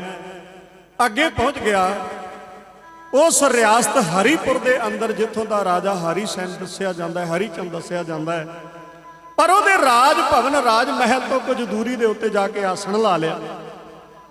ਗੁਰਮੁਖੋ, ਨਜ਼ਦੀਕ ਆਏ ਕੁਝ ਲੋਕ, ਉਹਨਾਂ ਨੇ ਵੇਖਿਆ ਸੱਚਮੁੱਚ ਬੜਾ ਧਰਮਾਤਮਾ ਬੰਦਗੀ ਵਾਲਾ ਹੈ। ਜਿਹੜੇ ਬੰਦਗੀ ਵਾਲੇ, ਕਮਾਈ ਵਾਲੇ ਨੇ ਨਾ, ਉਹਨਾਂ ਦੇ ਚਿਹਰੇ ਦਾ ਨੂਰ ਹੀ ਦੁਨੀਆ ਤੇ ਸੰਸਾਰੀ ਲੋਕਾਂ ਨਾਲੋਂ ਵੱਖਰਾ ਹੁੰਦਾ ਹੈ। ਬਾਬਾ ਸਾਵਣ ਮੱਲ ਜੀ ਦੇ ਨੇੜੇ ਆਏ, ਬਚਨ ਸਰਵਣ ਕੀਤੇ, ਮਨ ਮੋਹਿਆ ਗਿਆ। ਅੱਗੇ ਤੋਂ ਅੱਗੇ ਸ਼ੋਭਾ ਫੈਲਦੀ ਗਈ। ਦੂਰੋਂ ਦੂਰੋਂ ਆਣ ਕੇ ਬਾਬਾ ਸਾਵਣ ਮੱਲ ਜੀ ਦੇ ਕੋਲ ਸੰਗਤਾਂ ਬੈਠਣ ਲੱਗੀਆਂ ਤੇ ਉਪਦੇਸ਼ ਪ੍ਰਾਪਤ ਕਰਨ ਲੱਗੀਆਂ। ਇਕਾਦਸ਼ੀ ਦਾ ਦਿਨ ਆ ਗਿਆ। ਯਾਦ ਰੱਖਿਓ, ਸੰਸਾਰ ਵਿੱਚ ਬੜੇ ਭਰਮ ਤੇ ਭੁਲੇਖੇ ਵੀ ਨੇ। ਉਸ ਸਮੇਂ ਵੀ ਸੰਤ ਗੁਰੂ ਸਾਹਿਬਾਨਾਂ ਨੇ ਕੱਢਿਆ ਤੇ ਅੱਜ ਵੀ ਹੈ। ਬਹੁਤ ਸਾਰੇ ਲੋਕ ਫਸੇ ਹੋਏ ਨੇ। ਮੈਂ ਪ੍ਰਿੰਸੀਪਲ ਸਤਬੀਰ ਸਿੰਘ ਜੀ ਦੀ ਪੁਸਤਕ ਪਰਬਤ ਮੇਰਾਣ ਦੇ ਰਾਹੀਂ ਇਹ ਸ਼ਬਦ ਜਿਹੜੇ ਸਾਂਝੇ ਕਰ ਰਿਹਾ। ਗੁਰਮੁਖੋ, ਇਕਾਦਸ਼ੀ ਦਾ ਦਿਨ ਆਇਆ। ਉਥੋਂ ਦੀ ਰਵਾਇਤ ਅਨੁਸਾਰ ਲੋਕਾਂ ਨੇ ਉਸ ਦਿਨ ਵਰਤ ਰੱਖਿਆ। ਵਰਤ, ਚੁੱਲ੍ਹੇ ਵਿੱਚ ਅੱਗ ਨਹੀਂ ਬਾਲਣੀ, ਭੋਜਨ ਨਹੀਂ ਛਕਣਾ। ਪਰ ਯਾਦ ਰੱਖਿਓ, ਇਹ ਗੁਰਮਤਿ ਦੇ ਅਨੁਕੂਲ ਨਹੀਂ। ਮੇਰੇ ਗੁਰੂ ਨਾਨਕ ਨੇ ਇਹਨਾਂ ਗੱਲਾਂ ਨੂੰ ਨਹੀਂ ਮੰਨਿਆ। ਬਲਕਿ ਜਦੋਂ ਸਾਰਿਆਂ ਨੇ ਚੁੱਲ੍ਹਿਆਂ ਵਿੱਚ ਅੱਗ ਨਹੀਂ ਬਾਲੀ ਤੇ ਗੁਰਸਿੱਖ ਦਾ ਕਰਨੀਨਾਮਾ ਵੱਖਰਾ ਹੈ। ਚੁੱਲ੍ਹੇ ਵਿੱਚ ਅੱਗ ਬਾਲੀ, ਲੰਗਰ ਵਰਤਾਉਣਾ ਸ਼ੁਰੂ ਕਰ ਦਿੱਤਾ। ਗੱਲ ਚੱਲਦੀ ਚੱਲਦੀ ਰਾਜੇ ਤੱਕ ਵੀ ਪਹੁੰਚ ਗਈ। ਸਾਰੇ ਚਾਰ ਚਫੇਰੇ ਫੈਲ ਗਈ। ਉਹ ਸਿੱਖ, ਉਹ ਸਾਧੂ, ਉਹ ਮਹਾਤਮਾ ਜਿਹਨੇ ਚੁੱਲ੍ਹੇ ਵਿੱਚ ਅੱਗ ਵੀ ਬਾਲੀ ਹੈ, ਉਹਨੇ ਵਰਤ ਨਹੀਂ ਰੱਖਿਆ, ਬਲਕਿ ਦੂਜਿਆਂ ਨੂੰ ਵੀ ਲੰਗਰ ਛਕਾਉਣ ਦਾ ਹੀਆ ਕੀਤਾ ਹੈ। ਸਖਤ ਤਾੜਨਾ ਹੋਈ। ਕਹਿਣ ਲੱਗੇ, ਇਸ ਨੂੰ ਪਕੜ ਕੇ ਗ੍ਰਿਫਤਾਰ ਕੀਤਾ ਜਾਏ। ਗੁਰਸਿੱਖ ਪਿਆਰਿਓ, ਇਹ ਸਾਰਾ ਕੁਝ ਹੋਇਆ, ਪਰ ਗੁਰੂ ਦੇ ਭਰੋਸੇ ਦੇ ਉੱਤੇ ਬਾਬਾ ਸਾਵਣ ਮੱਲ ਜੀ ਅਡੋਲ ਨੇ। ਉਹ ਬੰਦਗੀ ਵਾਲੇ ਨੇ, ਉਹ ਕਮਾਈ ਵਾਲੇ ਨੇ। ਕਮਾਈ ਵਾਲਿਆਂ ਨੂੰ ਇਹੋ ਜਿਹਾ ਕਦੇ ਭੈ ਨਹੀਂ ਆਉਂਦਾ। ਸਰਕਾਰ ਦੀਆਂ ਸਰਕਾਰਾਂ ਜਿੰਨੀ ਮਰਜ਼ੀ ਸਖਤੀ ਕਰ ਲੈਣ, ਪਰ ਜਿਹੜੇ ਰੱਬ ਦੇ ਭੈ ਵਿੱਚ ਨੇ ਨਾ, ਰੰਗ ਹੱਸੈ ਰੰਗ ਰੋਵੈ, ਚੁੱਪ ਪੀ ਕਰ ਜਾਹੇ, ਪਰਵਾਹ ਨਾਹੀ ਕਿਸੈ ਕੇਰੀ, ਬਾਜ ਸੱਚੈ ਨਾਹੀ। ਬਾਬਾ ਸਾਵਣ ਮੱਲ ਜੀ ਚੌਂਕੜਾ ਲਾਈ ਬੈਠੇ ਬੰਦਗੀ ਕਰਦੇ ਨੇ। ਕਰਨੀ ਕਰਤਾਰ ਦੀ ਉਥੋਂ ਦੇ ਰਾਜੇ ਹਰੀ ਚੰਦ ਦਾ ਬੇਟਾ ਮੂਰਛਤ ਹੋ ਗਿਆ।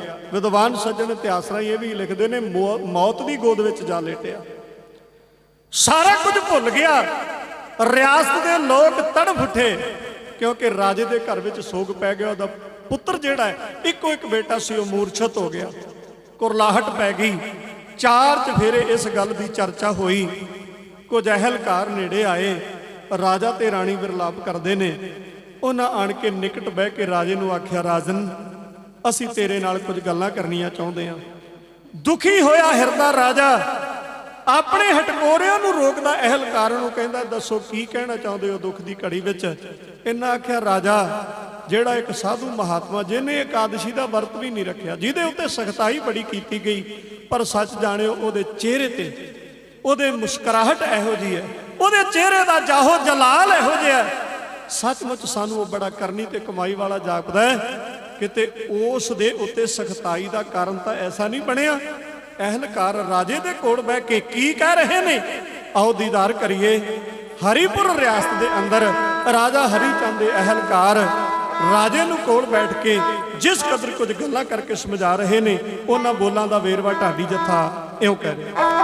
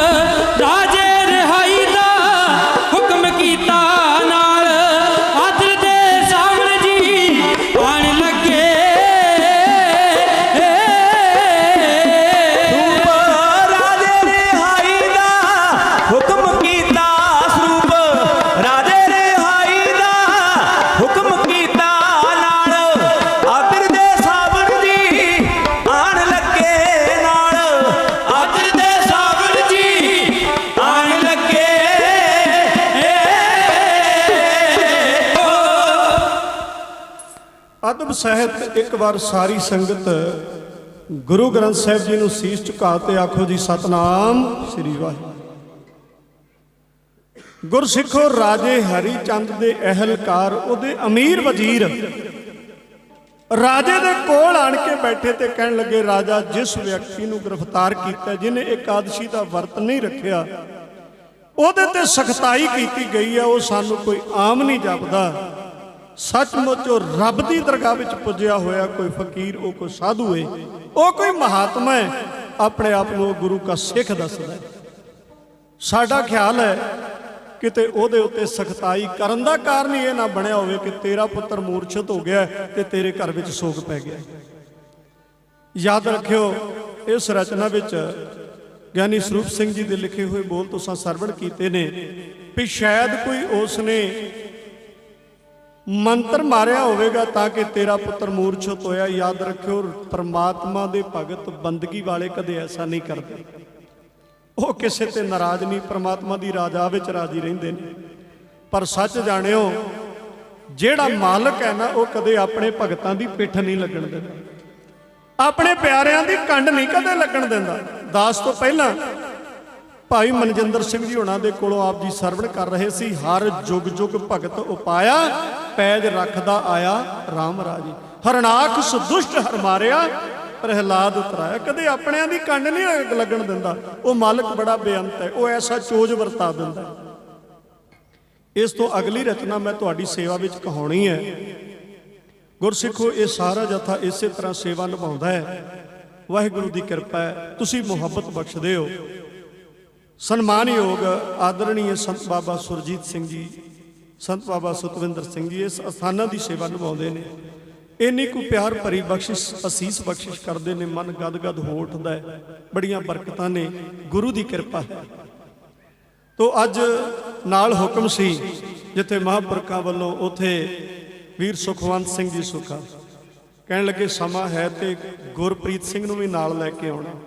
ਦਾਸ ਦਾ ਬੇਟਾ ਹੈ, ਭਾਵੇਂ ਉਹ ਗਿਆਨੀ ਸਰੂਪ ਸਿੰਘ ਜੀ ਕੜਿਆਣਾ ਦੇ ਜਥੇ ਦੇ ਵਿੱਚ ਸੇਵਾ ਨਿਭਾਉਂਦਾ ਹੈ, ਪਰ ਯਾਦ ਰੱਖਿਓ, ਮਹਾਂਪੁਰਖਾਂ ਦੇ ਨਾਲ ਅਤਿਅੰਤ ਇੰਨੀ ਕੁ ਮੁਹੱਬਤ ਅਸੀਸ ਹੈ ਉਹਨਾਂ ਦੀ ਇਸ ਜਥੇ ਦੇ ਵਿੱਚ। ਉਹ ਅੱਜ ਨਾਲ ਅਸੀਂ ਇੱਕ ਰਚਨਾ ਵਾਸਤੇ ਕਹਿੰਦੇ ਭਾਵੇਂ ਇੱਕ ਦੋ ਰਚਨਾ ਕਹਾਇਓ, ਕਿਉਂਕਿ ਸਾਡਾ ਘਰ ਦਾ ਆਪਣਾ ਸਾਰਾ ਪਰਿਵਾਰ ਹੈ, ਆਪਣਾ ਇਹ ਘਰ ਦਾ ਮਹਾਂਪੁਰਖਾਂ ਦਾ ਜਥਾ ਹੈ। ਕਹਿਣ ਲੱਗੇ ਭਾਵੇਂ ਇੱਕ ਦੋ ਰਚਨਾ ਕਹਾਇਓ, ਹੁਕਮ ਲੱਗਾ। ਤਾਂ ਮੈਂ ਇਸ ਤੋਂ ਅਗਲੀ ਰਚਨਾ ਜਿਹੜੀ ਹੈ, ਬਹੁਤ ਸਾਰੇ ਗੁਰਮੁਖ ਪਿਆਰੇ ਵੀਰਾਂ ਦਾ ਵੀ ਇਹ ਖਿਆਲ ਸੀ, ਤਾਂ ਗੁਰਪ੍ਰੀਤ ਸਿੰਘ ਨੂੰ ਵੀ ਇਹ ਕਹਾਂਗਾ ਉਹ ਸਟੇਜ ਤੇ ਇਸ ਜਥੇ ਵਿੱਚ ਆਉਣ। ਚਾਰ ਸਿੰਘ ਤਾਂ ਜਥੇ ਵਿੱਚ ਤੁਸੀਂ ਹਮੇਸ਼ਾ ਵੇਖਦੇ ਹੋ, ਪਰ ਕਿਤੇ ਕਿਤੇ ਪੰਜੋਖਰਾ ਸੁਹਾਗਾ ਵੀ ਜਾਣਾ ਚਾਹੀਦਾ। ਤਾਂ ਅੱਜ ਇਹ ਪੰਜਾਂ ਸਿੰਘਾਂ ਦਾ ਜਥਾ ਹੀ ਤੁਹਾਡੀ ਸੇਵਾ ਵਿੱਚ ਹਾਜ਼ਰ ਹੋਏਗਾ। ਇਹ ਨਹੀਂ ਵੀ ਆ ਵੀ ਇੱਕ ਨੂੰ ਆਪਾਂ ਉਧਰ ਬਿਠਾ ਦਈਏ, ਦੂਜੇ ਸਾਰੇ ਸਿੰਘ ਹੀ ਕੋਈ ਨਹੀਂ, ਰਲ ਕੇ ਸੇਵਾ ਕਰਨ ਦਾ ਆਨੰਦ ਹੀ ਵੱਖਰਾ ਹੁੰਦਾ ਹੈ। ਤਾਂ ਗੁਰਪ੍ਰੀਤ ਸਿੰਘ ਨਾਲ ਅਗਲੀ ਰਚਨਾ ਜਿਹੜੀ ਇਸ ਜਥੇ ਵਿੱਚ ਸੇਵਾ ਕਰੇਗਾ। ਆਓ ਮੁਹੱਬਤ ਤੇ ਪਿਆਰ ਦੇ ਨਾਲ ਆਪਾਂ ਸਰਵਣ ਕਰੀਏ। ਤਾਂ ਮੈਂ ਪ੍ਰਾਰਥਨਾ ਕਰ ਰਿਹਾ ਸੀ,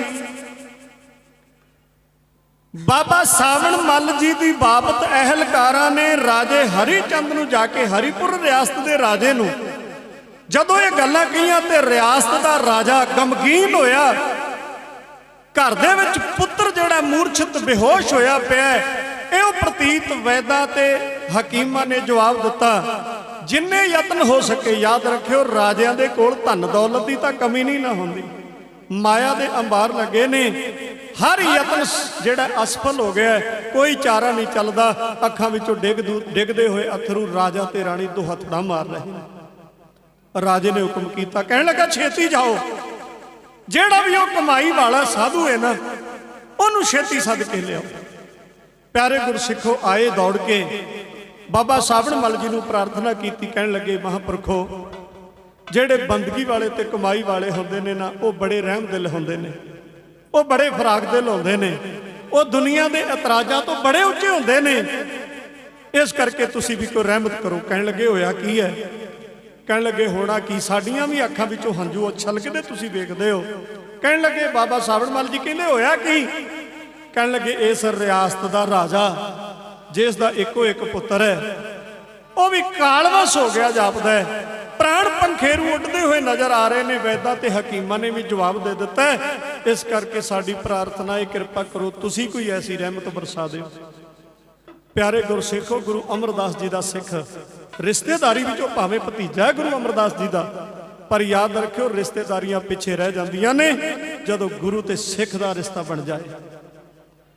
ਗੁਰੂ ਅਮਰਦਾਸ ਜੀ ਦਾ ਹਿਰਦਾ ਕਿੱਡਾ ਵਿਸ਼ਾਲ ਸੀ। ਮੈਂ ਨਿੱਕੀ ਜੀ ਪ੍ਰਾਰਥਨਾ ਕਰਨੀ ਚਾਹੁੰਦਾ।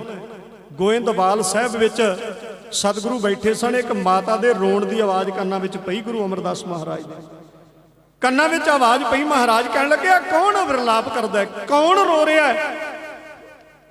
ਸਿੱਖ ਦੌੜ ਕੇ ਗਏ ਨਾ, ਜਾ ਕੇ ਵੇਖਿਆ ਇੱਕ ਮਾਤਾ ਦਾ ਪੁੱਤਰ ਚੜ੍ਹਾਈ ਕਰ ਗਿਆ। ਆਣ ਕੇ ਦੱਸਿਆ, ਕਹਿਣ ਲੱਗੇ ਸੱਚੇ ਪਾਤਸ਼ਾਹ ਮਾਂ ਦਾ ਇੱਕੋ ਇੱਕ ਪੁੱਤਰ ਸੀ, ਉਹ ਕਾਲਵਸ ਹੋ ਗਿਆ, ਉਹ ਤਾਂ ਵਿਰਲਾਪ ਕਰ ਰਹੀ, ਰੋ ਰਹੀ ਹੈ। ਮਹਾਰਾਜ ਦਾ ਹਿਰਦਾ ਬੜਾ ਵਿਸ਼ਾਲ ਹੈ। ਗੁਰਸਿੱਖ ਪਿਆਰਿਓ, ਗੁਰੂ ਚਾਹੇ ਤਾਂ ਕੀ ਨਹੀਂ ਕਰ ਸਕਦਾ। ਸਤਿਗੁਰੂ ਸੱਚੇ ਪਾਤਸ਼ਾਹ ਮਹਾਰਾਜ ਜੀ ਨੇ ਆਪ ਰਹਿਮਤ ਕੀਤੀ। ਉਸ ਮਾਤਾ ਦਾ ਪੁੱਤਰ ਜਿਉਂਦਾ ਹੋਇਆ ਤੇ ਸਤਿਗੁਰੂ ਕਹਿਣ ਲੱਗੇ ਸਾਡੇ ਹੁੰਦਿਆਂ ਕੋਈ ਵੀ ਮਾਤਾ ਦੇ ਸਾਹਮਣੇ ਪੁੱਤਰ ਕਾਲਵਸ ਨਹੀਂ ਹੋਵੇਗਾ। ਇਹ ਗੁਰੂ ਅਮਰਦਾਸ ਸੱਚੇ ਪਾਤਸ਼ਾਹ ਦਾ ਵਚਨ ਸੀ। ਇੱਕ ਵਾਰੀ ਸਤਿਗੁਰਾਂ ਨੂੰ ਸੀਸ ਝੁਕਾ ਕੇ ਆਖੋ ਸਤਨਾਮ ਸ੍ਰੀ ਵਾਹਿਗੁਰੂ। ਅੱਜ ਗੁਰੂ ਅਮਰਦਾਸ ਮਹਾਰਾਜ ਦਾ ਸਿੱਖ ਹੈ ਬਾਬਾ ਸਾਵਣ ਮੱਲ। ਗੁਰੂ ਨਾਨਕ ਦੇ ਘਰ ਦੀਆਂ ਰਹਿਮਤਾਂ ਦੇ ਨਾਲ ਮਾਲਾ ਮਾਲ ਹੈ। ਗੁਰੂ ਦੀਆਂ ਬਖਸ਼ਿਸ਼ਾਂ ਪਾ ਕੇ ਗਏ ਹੋਏ ਨੇ। ਉਹਨਾਂ ਅਹਿਲਕਾਰਾਂ ਦੇ ਨਾਲ ਚੱਲਦੇ ਚੱਲਦੇ ਰਾਜ ਮਹਿਲ ਵਿੱਚ ਪਹੁੰਚ ਗਏ, ਜਿੱਥੇ ਰਾਜਾ ਤੇ ਰਾਣੀ ਵਿਰਲਾਪ ਕਰਦੇ ਨੇ। ਪੁੱਤਰ ਉਹਨਾਂ ਦਾ ਮੂਰਛਤ ਹੋਇਆ ਪਿਆ, ਬੜੇ ਵਿਰੜੇ ਨੇ। ਗੁਰਸਿੱਖੋ, ਦੁੱਖ ਬੜੇ ਨੇ ਦੁਨੀਆ ਦੇ ਅੰਦਰ। ਬੰਦਾ ਦੁੱਖ ਝੱਲਦਾ ਬੜਾ ਦੁਖੀ ਹੁੰਦਾ ਹੈ, ਪਰ ਦੁੱਖ ਝੱਲਦਾ ਹੋਇਆ ਉਹਨਾਂ ਨੂੰ ਸਹਿਣ ਕਰਦਾ ਹੈ। ਪਰ ਇੱਕ ਵਾਰੀ ਦਿਲ ਤੇ ਹੱਥ ਧਰ ਕੇ ਵੇਖਿਓ, ਅਰਦਾਸ ਕਰਿਓ ਕਿਤੇ ਐਸਾ ਨਾ ਵਾਪਰੇ ਮਾਂ ਬਾਪ ਦੀਆਂ ਅੱਖਾਂ ਦੇ ਸਾਹਮਣੇ ਉਹਦਾ ਇੱਕੋ ਇੱਕ ਪੁੱਤਰ ਹੋਵੇ, ਉਹ ਵੀ ਚੜ੍ਹਾਈ ਕਰ ਜਾਏ, ਉਹਦੇ ਪ੍ਰਾਣ ਪੰਖੇਰੂ ਉੱਡ ਜਾਣ ਤਾਂ ਉਸ ਫਿਰ ਮਾਂ ਦਾ ਹਿਰਦਾ ਕੀ ਕੁਝ, ਉਸ ਮਾਂ ਦੇ ਦਿਲ ਤੇ ਕੀ ਕੁਝ ਬੀਤਦੀ ਹੈ। ਅੱਜ ਇੱਕ ਵਾਰੀ ਖਿਆਲ ਕਰਕੇ ਵੇਖਿਓ, ਬਾਬਾ ਸਾਵਣ ਮੱਲ ਜੀ ਪਹੁੰਚੇ, ਰਾਜਾ ਤੇ ਰਾਣੀ ਵਿਰੜੇ ਕਰਦੇ, ਤਰਲੇ ਲੈਂਦੇ ਹੋਏ ਦੁਹੱਥੜਾ ਮਾਰਦੇ ਵੇਖੇ। ਵਿਸ਼ਾਲ ਹਿਰਦਾ, ਨਰਮ ਦਇਆਵਾਨ ਹਿਰਦਾ ਪੰਗਰ ਗਿਆ। ਪਿਆਰੇ ਗੁਰਸਿੱਖੋ, ਜਿਸ ਕਦਰ ਉਸ ਮਾਂ ਨੂੰ ਵਿਰੜੇ ਪਾਉਂਦਿਆਂ ਵੇਖਿਆ ਬਾਬਾ ਸਾਵਣ ਮੱਲ ਜੀ ਨੇ, ਚੱਲਣ ਤੋਂ ਗੱਲ ਬਰਦਾਸ਼ਤ ਤੋਂ ਬਾਹਰ ਹੀ ਸੀ। ਜਿਸ ਕਦਰ ਰਾਜੇ ਦੀ ਰਾਣੀ ਆਪਣੇ ਪੁੱਤਰ ਨੂੰ ਗੋਦ ਵਿੱਚ ਲਟਾ ਕੇ ਉਹਦੇ ਨਾਲ ਮੁਹੱਬਤ ਕਰਦੀ ਤੇ ਪਿਆਰ ਕਰਦੀ ਹੈ। ਵੇ ਪੁੱਤਰਾ, ਤੇਰੇ ਨਾਲ ਸਾਡਾ ਜਹਾਨ ਸੀ, ਤੇਰੇ ਤੋਂ ਬਗੈਰ ਸਾਡੀ ਜ਼ਿੰਦਗੀ ਅਧੂਰੀ ਹੈ। ਆਓ ਧਿਆਨ ਦਿਓ, ਜੇ ਸੱਚਮੁੱਚ ਹੀ ਮਾਂ ਤੇ ਪੁੱਤਰ ਦਾ ਰਿਸ਼ਤਾ ਸੰਸਾਰ ਦੇ ਅੰਦਰ ਇੱਕ ਵੱਖਰਾ ਰਿਸ਼ਤਾ ਹੈ, ਇੱਕ ਅਨੋਖਾ ਰਿਸ਼ਤਾ ਹੈ। ਇਹ ਰਚਨਾ ਜਿਹੜੀ ਤੁਹਾਡੀ ਸੇਵਾ ਵਿੱਚ ਸਾਥੀ ਕਹਿਣ ਲੱਗੇ ਨੇ, ਬੜੀ ਮਕਬੂਲ ਹੋਈ ਇਹ ਰਚਨਾ। ਸੰਗਤਾਂ ਵੱਲੋਂ ਬੜਾ ਮੁਹੱਬਤ ਔਰ ਪਿਆਰ ਮਿਲਿਆ ਇਸ ਨੂੰ। ਗਿਆਨੀ ਗੁਰਚਰਨ ਸਿੰਘ ਜੀ ਗੋਲਵੜ ਸਵਰਗਵਾਸੀ ਨੇ, ਉਹਨਾਂ ਦੇ ਜਥੇ ਨੇ ਕਦੇ ਇਹ ਗਾਈ ਹੈ, ਬੜੀ ਕਾਬਲੇ ਤਾਰੀਫ ਹੈ। ਮਾਂ ਤੇ ਪੁੱਤਰ ਦਾ ਰਿਸ਼ਤਾ ਸੰਸਾਰ ਦੇ ਅੰਦਰ ਇੱਕ ਨਿਵੇਕਲਾ ਰਿਸ਼ਤਾ ਹੈ। ਆਓ ਸਰਵਣ ਕਰੋ ਢਾਡੀ ਜਥਾ ਇਹੋ ਪ੍ਰਾਰਥਨਾ ਕਰੋ।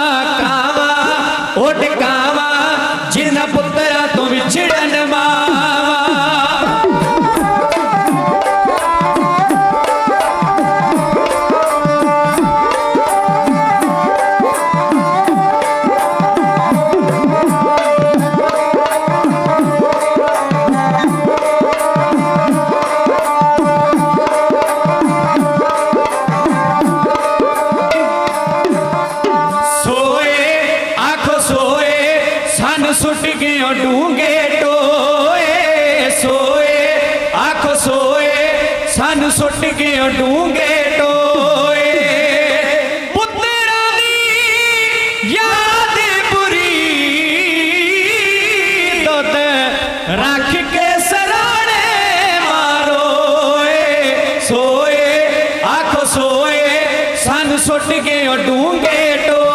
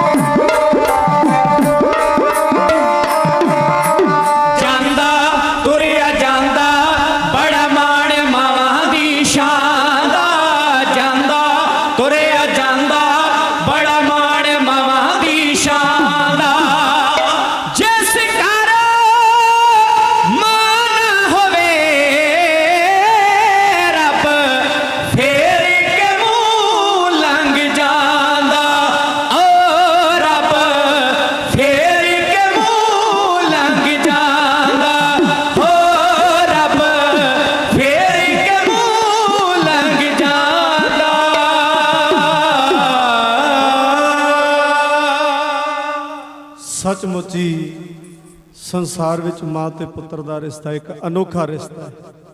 खैर, आप जी मुहब्बत नाल बैठ के गुरु का इतिहास सरवण कर रहे हो। समा तेजी नाल चलदा अपना पंध मुका के अपनी मंजिल वल्ले वध रहा है। मैं भी दो रचनावां कह के इतिहास विच तुहाडी सेवा विच रुखसत हो जाना, तुहाडे कोलों आग्या लैनी है संखेप जे समय दे अंदर। तवज्जो दिओ जे, असीस बख्शिओ जे, इसे तरह मिल के असीं गुरु के चरणों में सेवा करते रहिए। जो महापुरखों का हुक्म, सत्कारत वीरां दा हुक्म, तो इस जिथे सत्कारत सारा जथा सारंगी वादक भाई हरदेव सिंह जी गिल संधवा, रमनदीप सिंह दीप, जगदीप सिंह रुड़का कलां ते नाल सेवा निभाई है गुरप्रीत सिंह प्रीत ने। वाहिगुरू रहमत करे, संगत की असीस सदा प्राप्त रहे, असीस बख्शिश करियो जे। तो अजों दिओ जे, बाबा सावण मल जी गए, जाके की वेख्या, सचमुच राजा राणी बेहाल होए पए ने। यह समय ऐसा हुंदा है, रब ना करे किसी दे नाल इको एक पुत्र वो भी मूर्छित हो जाए। बाबा सावण मल जी पहुंचे, जाके वेख्या बालक नूं लटाया होया है। उस बालक दा सिर बाबा सावण मल जी ने उठाया ते अपनी गोद विच रख लिया। तवज्जो दिओ, बाबा सावण मल जी ने उस राजे के पुत्र नूं उठाया, ओहदा सिर अपनी गोद विच रख लिया। इतिहास ये गल कहंदा है, जेड़ा रुमाल गुरु अमरदास सच्चे पातशाह ने तुरन लग्या बाबा सावण मल जी नूं दिता सी ना, उस रुमाल नूं जल मंगवाया बाबा सावण मल जी ने।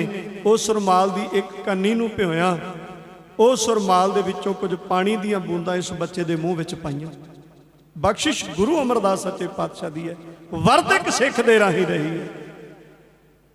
जल दीयां बूंदां बालक दे मूँह विच पाईयां, बालक दे मुख दे उत्ते ओही रुमाल जिहड़ा गुरु अमरदास सच्चे पातशाह जी ने अपने कर कमलों दे विचों दिता सी, इस बालक दे मुख उत्ते पा दिता। जपजी साहिब कीती। इस सिख बाबा सावण मल जी ने, याद रखियो, जिहड़ा गुरु नूं हाजर नाजर समझ के गुरु दे नाम ते गया होया है, उत्थे बरकतां गुरु दियां वरतदियां ने। जिहड़ा गुरु दे नाम ते तुरदा पर सच्चे दिलों कोई तुर पए। गुरमुखो बाबा सावण मल जी ने ओही सुंदर रुमाल इस बालक दे मूँह ते पाया, गुरु की पवित्र बाणी दा जाप कीता, अरदास कीती। समा काफी, इतिहास कहंदा 2 घड़ियां लंघ गईयां। गुरसिखो मन विच खदशा सी राजे ते राणी दे, बालक अजे तक हिलिया जुलिया तक नहीं। नेड़े बैठा वैद उसनूं इशारा किया, वेखो तो सही।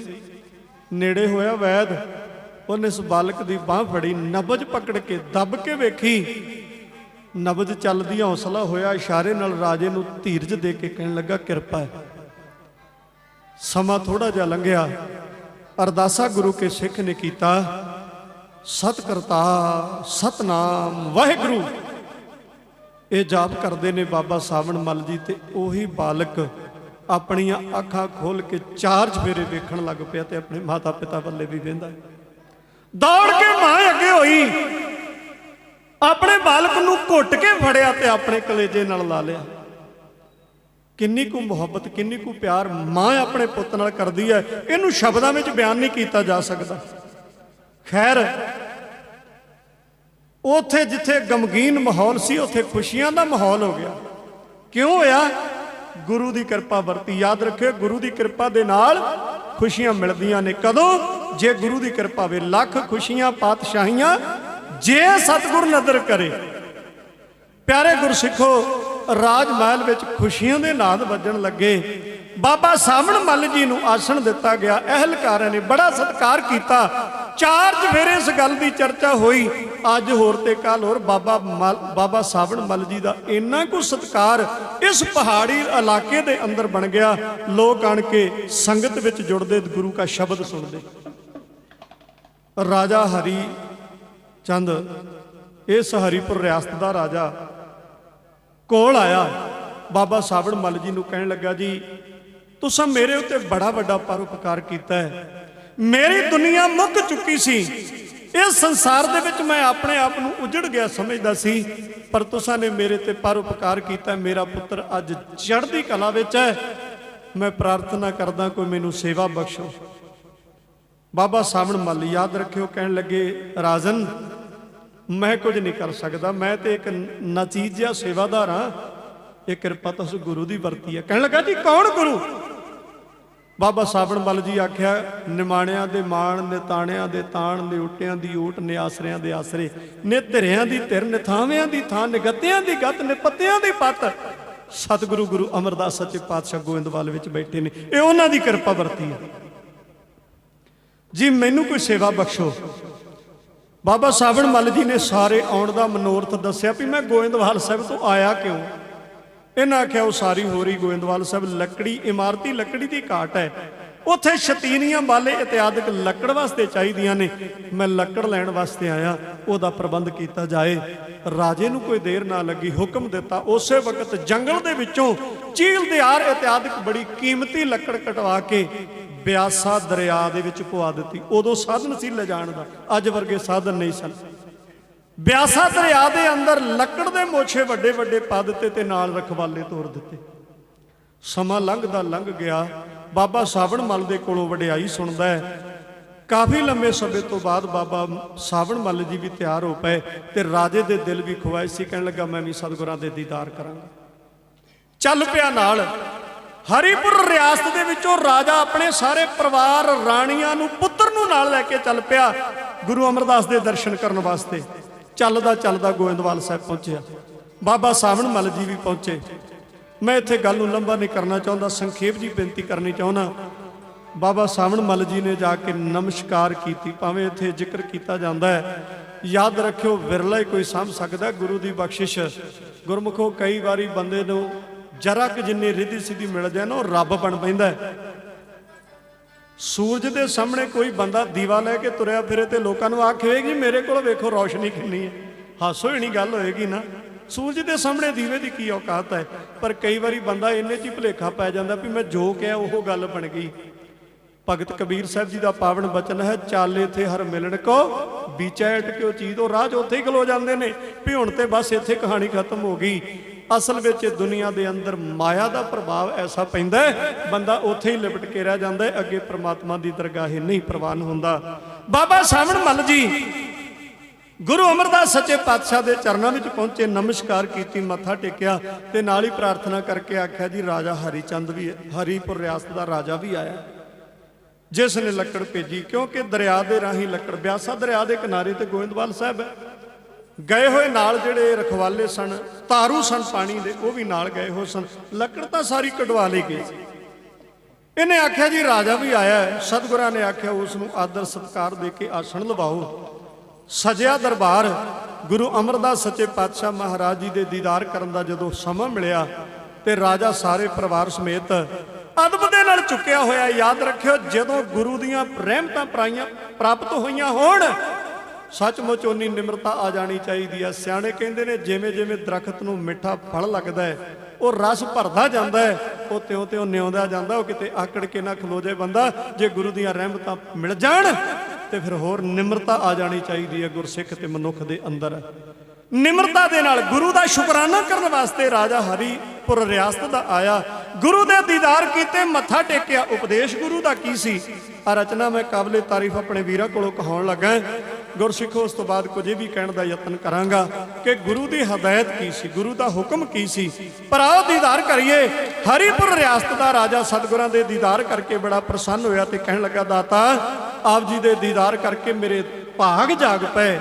ਭਾਗ ਹੋਆ ਗੁਰ ਸੰਤ ਮਿਲਾਇਆ, ਪ੍ਰਭ ਅਬਿਨਾਸੀ ਕਰ ਮੈਂ ਪਾਇਆ। ਆਓ ਦੀਦਾਰ ਕਰੀਏ। ਰਾਜਾ ਪ੍ਰਸੰਨ ਹੋਇਆ, ਗੁਰੂ ਦੇ ਦੀਦਾਰ ਦੀ ਸਿਫਤ ਇਉਂ ਕਰ ਰਿਹਾ।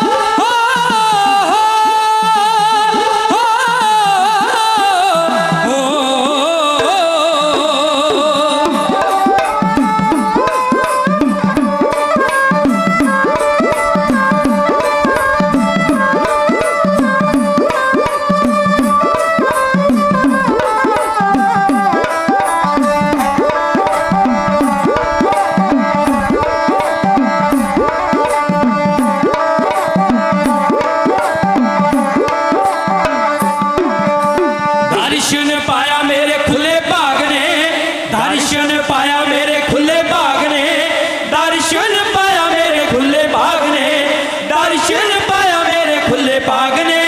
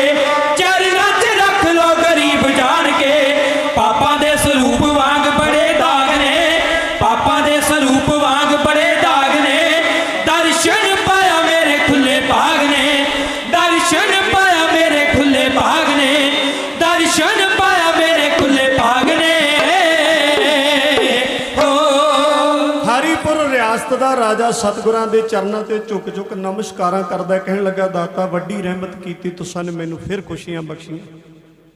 ਆਪ ਜੀ ਨੇ ਇਹ ਸਿੱਖ ਬਾਬਾ ਸਾਵਣ ਮੱਲ ਜੀ ਨੂੰ ਭੇਜਿਆ, ਜਿਸ ਦਾ ਸਦਕਾ ਸਾਡਾ ਸਾਰਾ ਇਲਾਕਾ ਮਹਾਰਾਜ ਆਪ ਜੀ ਦੇ ਚਰਨਾਂ ਨਾਲ ਜੁੜ ਗਿਆ। ਗੁਰਸਿੱਖੋ, ਮੈਂ ਪ੍ਰਾਰਥਨਾ ਕਰ ਰਿਹਾ ਸੀ ਕਿ ਗੁਰੂ ਅਮਰਦਾਸ ਸੱਚੇ ਪਾਤਸ਼ਾਹ ਮਹਾਰਾਜ ਜੀ ਨੇ ਬੜੇ ਜੰਜਾਲਾਂ ਵਿੱਚੋਂ ਕੱਢਿਆ ਮਨੁੱਖਤਾ ਨੂੰ। ਊਚ ਨੀਚ ਦਾ ਇੰਨਾ ਕੁ ਜ਼ਿਆਦਾ ਪਵਾੜਾ ਮੇਰੇ ਸਤਿਗੁਰੂ ਸੱਚੇ ਪਾਤਸ਼ਾਹ ਮਹਾਰਾਜ ਨੇ ਲੋਕਾਂ ਦੇ ਦਿਲਾਂ ਵਿੱਚ ਜਿਹੜਾ ਕੁੱਟ-ਕੁੱਟ ਕੇ ਭਰਿਆ ਹੋਇਆ ਸੀ ਉਸ ਨੂੰ ਸਾਫ਼ ਕੀਤਾ।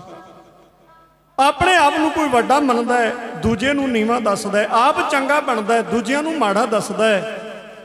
ਗੁਰੂ ਅਮਰਦਾਸ ਸੱਚੇ ਪਾਤਸ਼ਾਹ ਮਹਾਰਾਜ ਜੀ ਨੇ ਤਾਂ ਫਿਰ ਇਹ ਰਹਿਮਤ ਕਰਕੇ ਬਚਨ ਹੀ ਕਰ ਦਿੱਤਾ। ਬਹੁਤ ਸਾਰੇ ਲੋਕ ਗੁਰੂ ਦੀ ਹਜ਼ੂਰੀ ਵਿੱਚ ਆਉਂਦੇ ਸਨ, ਪਰ ਫਿਰ ਵੀ ਉਹ ਇਹੀ ਸਮਝਦੇ ਸਨ ਮੈਂ ਉੱਚਾ।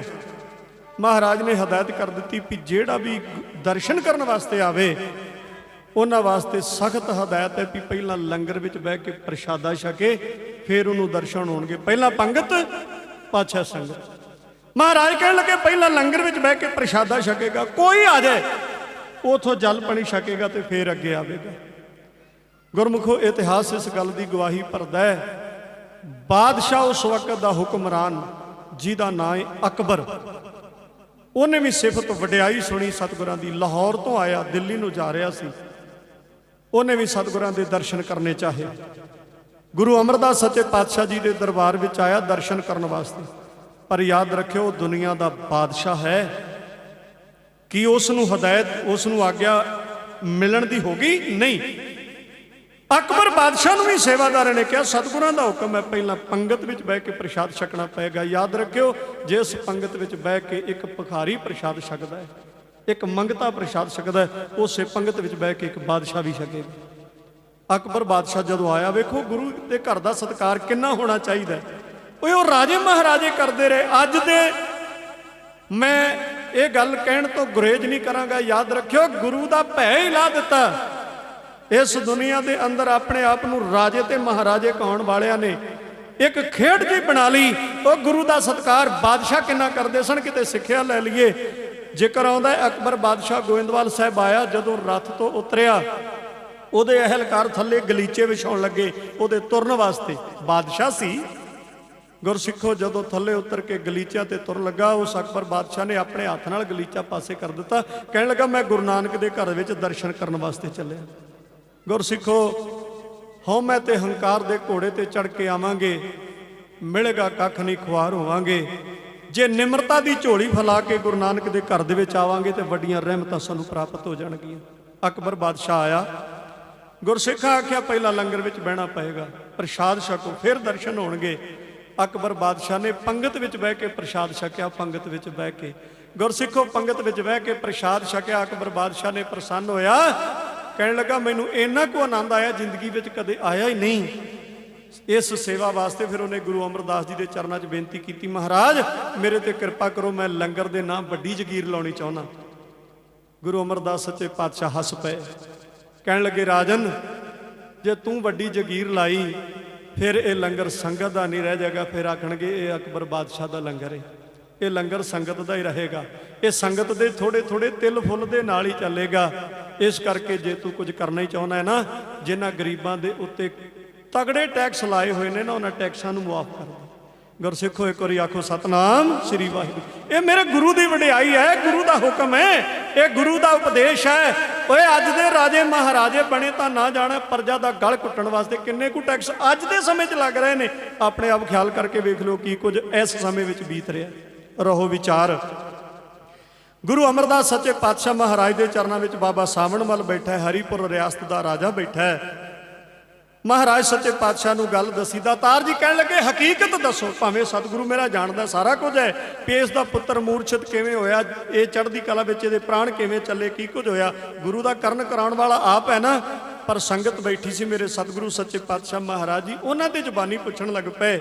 ਇਹਨਾਂ ਨੇ ਦੱਸਣਾ ਸ਼ੁਰੂ ਕੀਤਾ। ਗੱਲ ਵਰਤਾਂ ਤੋਂ ਚੱਲੀ। ਮਹਾਰਾਜ ਇਹਨਾਂ ਵਰਤ ਨਾ ਰੱਖਿਆ, ਸਾਰਾ ਇਲਾਕਾ ਉਸ ਵਕਤ ਵਰਤ ਰੱਖਦਾ ਹੈ। ਗੁਰੂ ਅਮਰਦਾਸ ਸੱਚੇ ਪਾਤਸ਼ਾਹ ਨੇ ਸਾਰੀ ਕਹਾਣੀ ਸੁਣੀ ਤੇ ਦਾਤਾਰ ਕਹਿਣ ਲੱਗੇ ਰਾਜਨ ਵਰਤ ਰੱਖਣੇ ਚਾਹੀਦੇ ਨੇ।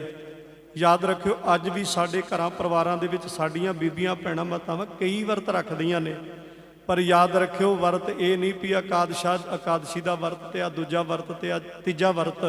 ਮੇਰੇ ਸਤਿਗੁਰਾਂ ਨੇ ਵਰਤ ਰੱਖਣ ਵਾਸਤੇ ਕਿਹਾ ਈਰਖਾ ਨਿੰਦਿਆ ਚੁਗਲੀ ਦਾ, ਕਿਸੇ ਵੱਲ ਮਾੜਾ ਤੱਕਣਾ ਨਹੀਂ, ਪਰ ਤਨ ਇਹਨਾਂ ਤੋਂ ਪਰਹੇਜ਼ ਕਰਨਾ। ਗੁਰੂ ਅਮਰਦਾਸ ਸੱਚੇ ਪਾਤਸ਼ਾਹ ਕਹਿਣ ਲੱਗੇ ਰਾਜਨ ਜੇ ਜ਼ਿੰਦਗੀ ਵਿੱਚ ਆਪ ਸੁਖ ਲੈਣੇ ਨੇ ਤੇ ਪ੍ਰਜਾ ਨੂੰ ਸੁਖੀ ਕਰਨਾ ਹੈ, ਸੰਸਾਰ ਵਿੱਚ ਸੁਖੀ ਰਹਿ ਕੇ ਉਸ ਪਰਮਾਤਮਾ ਦੀ ਖੁਸ਼ੀ ਲੈਣੀ ਹੈ ਤੇ ਵਰਤ ਕਿਹੜੇ ਰੱਖਣੇ ਚਾਹੀਦੇ ਨੇ। ਅੱਜ ਦੇ ਦੀਵਾਨ ਦੀ ਢਾਡੀ 'ਚ ਤਾਂ ਆਖਰੀ ਰਚਨਾ ਕਹਿਣ ਲੱਗਾ ਹੈ, ਗੁਰੂ ਅਮਰਦਾਸ ਸੱਚੇ ਪਾਤਸ਼ਾਹ ਮਹਾਰਾਜ ਜੀ ਨੇ ਜੋ ਹਦਾਇਤ ਕੀਤੀ, ਜੋ ਹੁਕਮ ਕੀਤਾ, ਇਹ ਸੰਸਾਰ ਦੇ ਦੁਨੀਆ ਦੇ ਲੋਗੋ ਜੇ ਸੱਚਮੁੱਚ ਸੁਖੀ ਰਹਿਣਾ ਜੇ ਤੇ ਫਿਰ ਆ ਵਰਤ ਰੱਖੋ, ਵਕਾਰਾਂ ਤੋਂ ਬਚੋ, ਕਾਮ ਕ੍ਰੋਧ ਲੋਭ ਮੋਹ ਹੰਕਾਰ ਤੋਂ ਬਚਿਆ ਜਾਏ, ਈਰਖਾ ਨਿੰਦਿਆ ਤੇ ਚੁਗਲੀ ਤੋਂ ਬਚਿਆ ਜਾਏ। ਗੁਰੂ ਅਮਰਦਾਸ ਸੱਚੇ ਪਾਤਸ਼ਾਹ ਜੀ ਦਾ ਉਪਦੇਸ਼ ਜੋ ਹੈ, ਉਸ ਵਕਤ ਦਾ ਇਹ ਜੋ ਇਤਿਹਾਸ ਹੈ, ਉਸ ਵਕਤ ਦੀ ਰਚਨਾ ਉਸ ਵਕਤ ਤੇ ਵੀ ਢੁਕਦੀ ਹੈ, ਅੱਜ ਦੇ ਸਮੇਂ ਤੇ ਵੀ ਢੁਕਦੀ ਹੈ। ਵੀ ਇਹ ਨਹੀਂ ਵੀ ਇਹ ਅੱਜ ਨਹੀਂ ਰੱਖਣਾ ਚਾਹੀਦਾ, ਉਦੋਂ ਸੀ। ਗੁਰਮੁਖੋ ਅੱਜ ਵੀ ਇਸ ਨਾਲ ਵਰਤਾਂ ਦੀ ਲੋੜ ਹੈ। ਸਰਵਣ ਕਰੋ ਮੇਰੇ ਸੱਚੇ ਪਾਤਸ਼ਾਹ ਮਹਾਰਾਜ ਨੇ ਜੋ ਬਚਨ ਕਹੇ। ਢਾਡੀ ਕੜਿਆਣਾ ਜੀ ਦੀ ਕਲਮ ਤੋਂ ਲਿਖੇ ਹੋਏ ਬੋਲ, ਆਪ ਸੰਗਤ ਦੀ ਸੇਵਾ ਅੰਦਰ ਸੁਖਵਿੰਦਰ ਸਿੰਘ ਅਨਮੋਲ ਦਾ ਢਾਡੀ ਜੱਥਾ ਇਉਂ ਕਹਿ ਰਿਹਾ।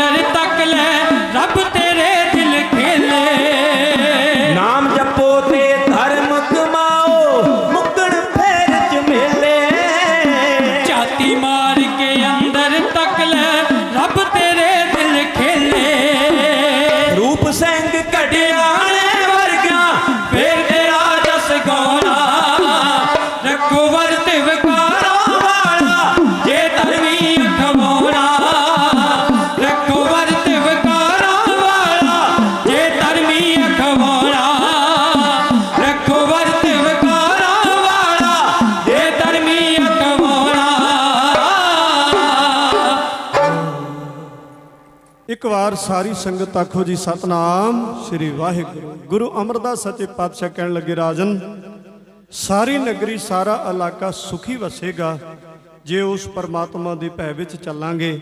ਸੱਚਮੁੱਚ ਇਹ ਮੇਰੇ ਗੁਰੂ ਦਾ ਉਪਦੇਸ਼ ਸਦਾ ਵਾਸਤੇ ਉਦੋਂ ਵੀ ਸੀ, ਅੱਜ ਵੀ ਹੈ, ਆਉਣ ਵਾਲੇ ਸਮੇਂ ਵਿੱਚ ਵੀ ਇਹ ਅਟਲ ਰਹੇਗਾ। ਨਸ਼ਿਆਂ ਵਿਸ਼ੇ ਵਿਕਾਰਾਂ ਤੋਂ ਬਚ ਜਾਈਏ, ਸੰਜਮ ਰੱਖੀਏ ਆਪਣੇ ਜੀਵਨ ਦੇ ਅੰਦਰ। ਸੱਚਮੁੱਚ ਸਾਡਾ ਜੇ ਇਹ ਵਰਤ ਕਾਇਮ ਹੋ ਗਿਆ, ਅਸੀਂ ਵੀ ਸੁਖੀ, ਸਾਡੇ ਪਰਿਵਾਰ ਵੀ ਸੁਖੀ ਤੇ ਸਾਰਾ ਸਮਾਜ ਸੁਖੀ ਹੋ ਜਾਏਗਾ, ਜੇਕਰ ਅਸੀਂ ਬੇਲੋੜੀਆਂ ਫੋਕਟ ਕਰਮਾਂ ਕਾਂਡਾਂ ਤੋਂ ਬਚ ਜਾਵਾਂਗੇ। ਗੁਰੂ ਦਾ ਉਪਦੇਸ਼ ਸਾਡੇ ਹਿਰਦੇ ਵਿੱਚ ਵਸੇਗਾ। ਮਹਾਂਪੁਰਖ ਸੱਚਖੰਡ ਵਾਸੀ ਮਹਾਂਪੁਰਖ ਸੰਤ ਬਾਬਾ ਮਹਿੰਦਰ ਸਿੰਘ ਜੀ, ਜਿਨ੍ਹਾਂ ਦੀ ਸਾਲਾਨਾ ਯਾਦ ਨੂੰ ਇਹ ਸਮਰਪਿਤ ਸਮਾਗਮ ਨੇ, ਸੱਚਮੁੱਚ ਯਾਦ ਸਫਲੀ ਹੋ ਜਾਏਗੀ ਜੇਕਰ ਉਹਨਾਂ ਦੇ ਜੀਵਨ ਤੇ ਝਾਤ ਮਾਰਾਂਗੇ, ਜਿਨ੍ਹਾਂ ਨੇ ਆਪ ਕਮਾਈ ਕੀਤੀ, ਸਾਧਨਾ ਕੀਤੀ, ਸੰਸਾਰ ਦੇ ਅੰਦਰ ਵਕਾਰਾਂ ਤੋਂ ਬਚ ਕੇ ਮਨੁੱਖਤਾ ਨੂੰ ਵਕਾਰਾਂ ਤੋਂ ਵਰਜਿਆ, ਸੱਚ ਨਾਲ ਜੋੜਿਆ। ਸਾਡਾ ਇੱਥੇ ਆਉਣਾ ਤੇ ਬੈਠਣਾ ਸਫਲਾ ਹੋ ਜਾਏਗਾ। ਵਾਹਿਗੁਰੂ ਕਿਰਪਾ ਕਰੇ, ਆਪ ਗੁਰੂ ਚਰਨਾਂ ਨਾਲ ਜੁੜੀਏ, ਆਪਣੇ ਬੱਚਿਆਂ ਨੂੰ ਜੋੜੀਏ, ਗੁਰਮਤਿ ਦੇ ਧਾਰਨੀ ਹੋਈਏ, ਆਪ ਅੰਮ੍ਰਿਤ ਵੇਲੇ ਉੱਠੀਏ, ਬਾਣੀ ਪੜ੍ਹੀਏ ਤੇ ਸਾਰਿਆਂ ਦੂਜਿਆਂ ਨੂੰ ਪ੍ਰੇਰਿਤ ਕਰੀਏ। ਇਹ ਗੁਰੂ ਦੀ ਵੱਡੀ ਬਖਸ਼ਿਸ਼ ਹੋਵੇਗੀ। ਸੰਗਤ ਵਿੱਚ ਬੈਠਣਾ, ਸਾਡਾ ਆਉਣਾ ਤੇ ਬੈਠਣਾ ਸਫਲਾ ਹੋ ਜਾਏਗਾ। ਇੰਨੇ ਕੁ ਸ਼ਬਦ ਪ੍ਰਵਾਨ ਕਰਨੇ। ਜਿਸ ਤਰ੍ਹਾਂ ਰਾਜਾ ਹਰੀਪੁਰ ਰਿਆਸਤ ਦਾ ਸਤਿਗੁਰਾਂ ਤੋਂ ਖੁਸ਼ੀਆਂ ਲੈ ਕੇ ਵਾਪਸ ਆਪਣੀ ਰਿਆਸਤ ਵਿੱਚ, ਆਪਣੇ ਇਲਾਕੇ ਵਿੱਚ ਗਿਆ ਤੇ ਜ਼ਿੰਦਗੀ ਦੇ ਅੰਦਰ ਸੁਖ ਭੋਗੇ। ਗੁਰੂ ਅਮਰਦਾਸ ਮਹਾਰਾਜ ਜੀ ਨੇ ਵੱਡੀ ਕਿਰਪਾ ਕੀਤੀ। ਫਿਰ ਸਿੱਖੀ ਦਾ ਪ੍ਰਚਾਰ ਕਰਨ ਵਾਸਤੇ ਬਾਬਾ ਸਾਵਣ ਮੱਲ ਜੀ ਨੂੰ ਉਸੇ ਇਲਾਕੇ ਦੇ ਅੰਦਰ ਭੇਜਿਆ, ਕਿਉਂਕਿ 22 ਪ੍ਰਚਾਰਕ, 22 ਮੰਜੀਆਂ ਥਾਪੀਆਂ ਗੁਰੂ ਅਮਰਦਾਸ ਮਹਾਰਾਜ ਜੀ ਨੇ। ਉਹਨਾਂ ਦੇ ਵਿੱਚੋਂ ਸਾਡੇ ਇਸ ਦੁਆਬੇ ਦੀ ਧਰਤੀ ਦੇ ਉੱਤੇ ਵੀ ਬਹੁਤ ਸਾਰੇ ਗੁਰਸਿੱਖ ਭੇਜੇ। ਸੰਧਵਾਂ ਦਾ ਜ਼ਿਕਰ ਆਉਂਦਾ ਹੈ, ਮੱਲੂ ਪੁੱਤੇ ਨਗਰ ਦਾ ਜ਼ਿਕਰ ਆਉਂਦਾ ਹੈ, ਜਿੱਥੋਂ ਦੇ ਇੱਕ ਮਹਾਨ ਸਿੱਖ ਹੋਏ ਨੇ। ਉਹ ਪੰਡਤ ਬ੍ਰਾਹਮਣ ਸ਼੍ਰੇਣੀ ਵਿੱਚੋਂ ਸਨ, ਪਰ ਗੁਰਸਿੱਖੀ ਧਾਰਨ ਕੀਤੀ ਤੇ ਸਤਿਗੁਰਾਂ ਨੇ ਸਿੱਖੀ ਦਾ ਪ੍ਰਚਾਰਜ ਬਣਾ ਕੇ ਦੁਆਬੇ ਦੀ ਧਰਤੀ ਤੇ ਭੇਜਿਆ। ਭਾਈ ਮੰਝ ਜੀ ਹੁਸ਼ਿਆਰਪੁਰ ਇਲਾਕੇ ਦੇ, ਮੰਝਕੀ ਇਲਾਕਾ, ਗੁਰਸਿੱਖੋ ਸਹਿਰੇ ਇਸ ਇਲਾਕੇ ਵਿੱਚ ਭਾਈ ਮੰਝ ਜੀ ਨੇ ਗੁਰੂ ਅਰਜਨ ਸਾਹਿਬ ਜੀ ਦੇ ਸਮੇਂ ਬੜਾ ਵੱਡਾ ਸਿੱਖੀ ਦਾ ਪ੍ਰਚਾਰ ਕੀਤਾ। ਇਤਿਹਾਦਕ ਮੈਂ ਗੱਲ ਅੱਜ ਗੁਰੂ ਅਮਰਦਾਸ ਮਹਾਰਾਜ ਜੀ ਦੀ ਕਰ ਰਿਹਾ ਸੀ। ਆਓ ਸਤਿਗੁਰਾਂ ਦੀ ਸਿੱਖੀ ਦੇ ਪ੍ਰਚਾਰ ਦੇ ਆਪਾਂ ਹੋਰ ਨਜ਼ਦੀਕ ਆਈਏ, ਗੁਰੂ ਦੀ ਪੈ ਭਾਵਨੀ ਵਿੱਚ ਰਹੀਏ ਤੇ ਸਾਡਾ ਜੀਵਨ ਸਫਲਾ ਹੋ ਜਾਏ। ਇੰਨੀਆਂ ਬੇਨਤੀਆਂ ਪ੍ਰਵਾਨ ਕਰਨੀਆਂ। ਲੰਮੇ ਸਮੇਂ ਵਿੱਚ ਹਾਜ਼ਰੀ ਭਰਦਿਆਂ, ਵਿਚਾਰ ਤੁਹਾਡੇ ਨਾਲ ਸਾਂਝੇ ਕਰਦਿਆਂ, ਜਾਣੇ ਅਣਜਾਣੇ ਵਿੱਚ ਬਹੁਤ ਸਾਰੀਆਂ ਭੁੱਲਾਂ ਹੋ ਜਾਣੀਆਂ, ਸੁਭਾਵਿਕ ਨੇ, ਸਾਡੀਆਂ ਜਾਣ ਕੇ ਖਿਮਾ ਕਰ ਦੇਣਾ। ਵਡਿਆਈ ਗੁਰੂ ਦੀ ਆਪਣੇ ਹਿਰਦੇ ਵਿੱਚ ਵਸਾ ਲੈਣੀ। ਗੁਰਸਿੱਖੋ, ਐਸਾ ਪਰਉਪਕਾਰੀ ਜੀਵਨ ਸੀ ਗੁਰੂ ਅਮਰਦਾਸ ਮਹਾਰਾਜ ਜੀ ਦਾ। ਅਖੀਰ ਸਮੇਂ ਤੇ ਭਾਈ ਜੇਠਾ ਜੀ, ਗੁਰੂ ਅਮਰਦਾਸ ਮਹਾਰਾਜ ਜੀ ਦੀ ਬੇਟੀ ਬੀਬੀ ਭਾਨੀ ਜੀ ਦੇ ਪਤੀ, ਜਿਨ੍ਹਾਂ ਦਾ ਸੰਪੂਰਨ ਨਾਮ ਰਾਮਦਾਸ ਜੀ ਹੈ, ਉਹਨਾਂ ਦਾ ਨਾਮ ਭਾਈ ਜੇਠਾ ਜੀ ਕਰਕੇ ਪ੍ਰਚਲਿਤ ਹੈ ਇਤਿਹਾਸ ਵਿੱਚ। ਉਹਨਾਂ ਨੂੰ ਗੁਰਤਾ ਗੱਦੀ ਬਖਸ਼ਿਸ਼ ਕਰਕੇ ਗੁਰਸਿੱਖ ਪਿਆਰਿਓ 95 ਸਾਲ 3 ਮਹੀਨੇ ਤੇ 23 ਦਿਨ ਦੀ ਅਰਜਾ ਸਰੀਰਕ ਤੌਰ ਤੇ ਸੰਸਾਰ ਵਿੱਚ ਵਿਚਰ ਕੇ ਅੱਜ ਦੇ ਦਿਨ ਗੁਰੂ ਅਮਰਦਾਸ ਮਹਾਰਾਜ ਜੋਤੀ ਜੋਤ ਸਮਾਏ। ਅੱਜ ਉਹਨਾਂ ਦਾ ਜੋਤੀ ਜੋਤ ਗੁਰਪੁਰਬ ਸਿੱਖ ਸੰਗਤਾਂ ਮਨਾ ਰਹੀਆਂ ਨੇ। ਸਤਿਗੁਰਾਂ ਨੂੰ ਕੋਟਾਨ ਕੋਟ ਪ੍ਰਣਾਮ ਕਰਦੇ ਹਾਂ ਜੀ। ਅਗਲਾ ਪ੍ਰੋਗਰਾਮ ਆਪ ਜੀ ਨੇ ਭਾਈ ਲਖਬੀਰ ਸਿੰਘ ਜੀ ਤੋਂ ਸਰਵਣ ਕਰਨਾ ਹੈ। ਮਹਾਂਪੁਰਖਾਂ ਦਾ ਦਿਲ ਦੀਆਂ ਗਹਿਰਾਈਆਂ ਤੋਂ ਧੰਨਵਾਦ। ਸਤਿਕਾਰਯੋਗ, ਸਨਮਾਨਯੋਗ, ਆਦਰਣੀय ਮਹਾਂਪੁਰਖ ਸੰਤ ਬਾਬਾ ਸੁਰਜੀਤ ਸਿੰਘ ਜੀ, ਸੰਤ ਬਾਬਾ ਸਤਵਿੰਦਰ ਸਿੰਘ ਜੀ, ਆਪ ਜੀ ਸਾਰਿਆਂ ਦਾ ਧੰਨਵਾਦ। ਸਾਰੇ ਸੇਵਾਦਾਰ ਵੀਰ ਜਿੰਨੇ ਵੀ ਸੇਵਾਵਾਂ ਨਿਭਾਉਂਦੇ ਨੇ, ਵੀਰ ਸੁਖਵੰਤ ਸਿੰਘ ਜੀ ਸੁੱਖਾ, ਭਾਈ ਮਨਜਿੰਦਰ ਸਿੰਘ ਜੀ, ਵੀਰ ਸੁਖਵੰਤ ਸਿੰਘ ਜੀ ਦੇ ਛੋਟੇ ਭਰਾ ਹਰਪ੍ਰੀਤ ਸਿੰਘ, ਤੇ ਸਾਰੇ ਸੰਗਤ ਵਿੱਚ ਜੁੜ ਬੈਠੇ ਮੇਰੇ ਨੌਜਵਾਨ ਵੀਰ, ਬਜ਼ੁਰਗ, ਸਤਿਕਾਰਯੋਗ ਭੈਣਾਂ ਮਾਤਾਵਾਂ, ਤੁਹਾਡਾ ਸਾਰਿਆਂ ਦਾ ਧੰਨਵਾਦ। ਸਾਰੇ ਸੇਵਾਦਾਰ ਵੀਰਾਂ ਦਾ ਧੰਨਵਾਦ। ਮੀਡੀਆ ਹਰ ਰਾਏਪੁਰ YouTube ਚੈਨਲ ਦੇ ਰਾਹੀਂ ਸਿੱਖ ਸੰਗਤਾਂ ਦਰਸ਼ਨ ਕਰ ਰਹੀਆਂ ਨੇ। ਸਮੁੱਚੇ ਵੀਰਾਂ ਦਾ ਧੰਨਵਾਦ, ਭਾਈ ਮਨਜਿੰਦਰ ਸਿੰਘ ਜੀ ਤੇ ਸਾਰੇ ਸਾਥੀ ਵੀਰਾਂ ਦਾ। ਜਿੰਨੀ ਸੰਗਤ ਦਰਸ਼ਨ ਦਿਦਾਰੇ ਕਰ ਰਹੀ ਹੈ ਦੇਸ਼ ਵਿਦੇਸ਼ਾਂ ਵਿੱਚ, ਸਾਰਿਆਂ ਦੀ ਸਤਿਗੁਰੂ ਹਾਜ਼ਰੀ ਪ੍ਰਵਾਨ ਕਰਨ ਜੀ। ਸੇਵਾ ਨਿਭਾ ਰਿਹਾ ਢਾਡੀ ਜਥਾ ਸਰੰਗੀ ਵਾਦਕ ਭਾਈ ਹਰਦੇਵ ਸਿੰਘ ਜੀ ਗਿੱਲ ਸੰਧਵਾਂ, ਢਾਡੀ ਰਮਨਦੀਪ ਸਿੰਘ ਦੀਪ ਪਿੰਡ ਪੱਦੀ ਜਗੀਰ, ਜਗਦੀਪ ਸਿੰਘ ਸੰਧੂ ਰੁੜਕਾ ਕਲਾਂ, ਆਪ ਸੰਗਤਾਂ ਦੇ ਚਰਨਾਂ ਦੀ ਧੂੜ, ਸੁਖਵਿੰਦਰ ਸਿੰਘ ਅਨਮੋਲ ਪਿੰਡ ਬੀਸਲਾ ਨਜ਼ਦੀਕ ਬੰਗਾ। ਵਾਹਿਗੁਰੂ ਸੱਚੇ ਪਾਤਸ਼ਾਹ ਸਾਰਿਆਂ ਤੇ ਰਹਿਮਤ ਕਰਨ। ਮੇਰੇ ਵੀਰ ਗੁਰਿੰਦਰ ਸਿੰਘ ਜੀ ਨਰੂੜ ਤੋਂ ਸਾਰੀਆਂ ਸੇਵਾਵਾਂ ਹਮੇਸ਼ਾ ਨਿਭਾਉਂਦੇ ਨੇ। ਵਾਹਿਗੁਰੂ ਚੜ੍ਹਦੀ ਕਲਾ ਬਖਸ਼ੇ। ਪਿਆਰ ਸਹਿਤ ਫਤਿਹ ਬੁਲਾਓ ਗੱਜ ਕੇ ਆਖੋ ਜੀ, ਵਾਹਿਗੁਰੂ ਜੀ ਕਾ ਖਾਲਸਾ, ਵਾਹਿਗੁਰੂ ਜੀ ਕੀ ਫਤਿਹ।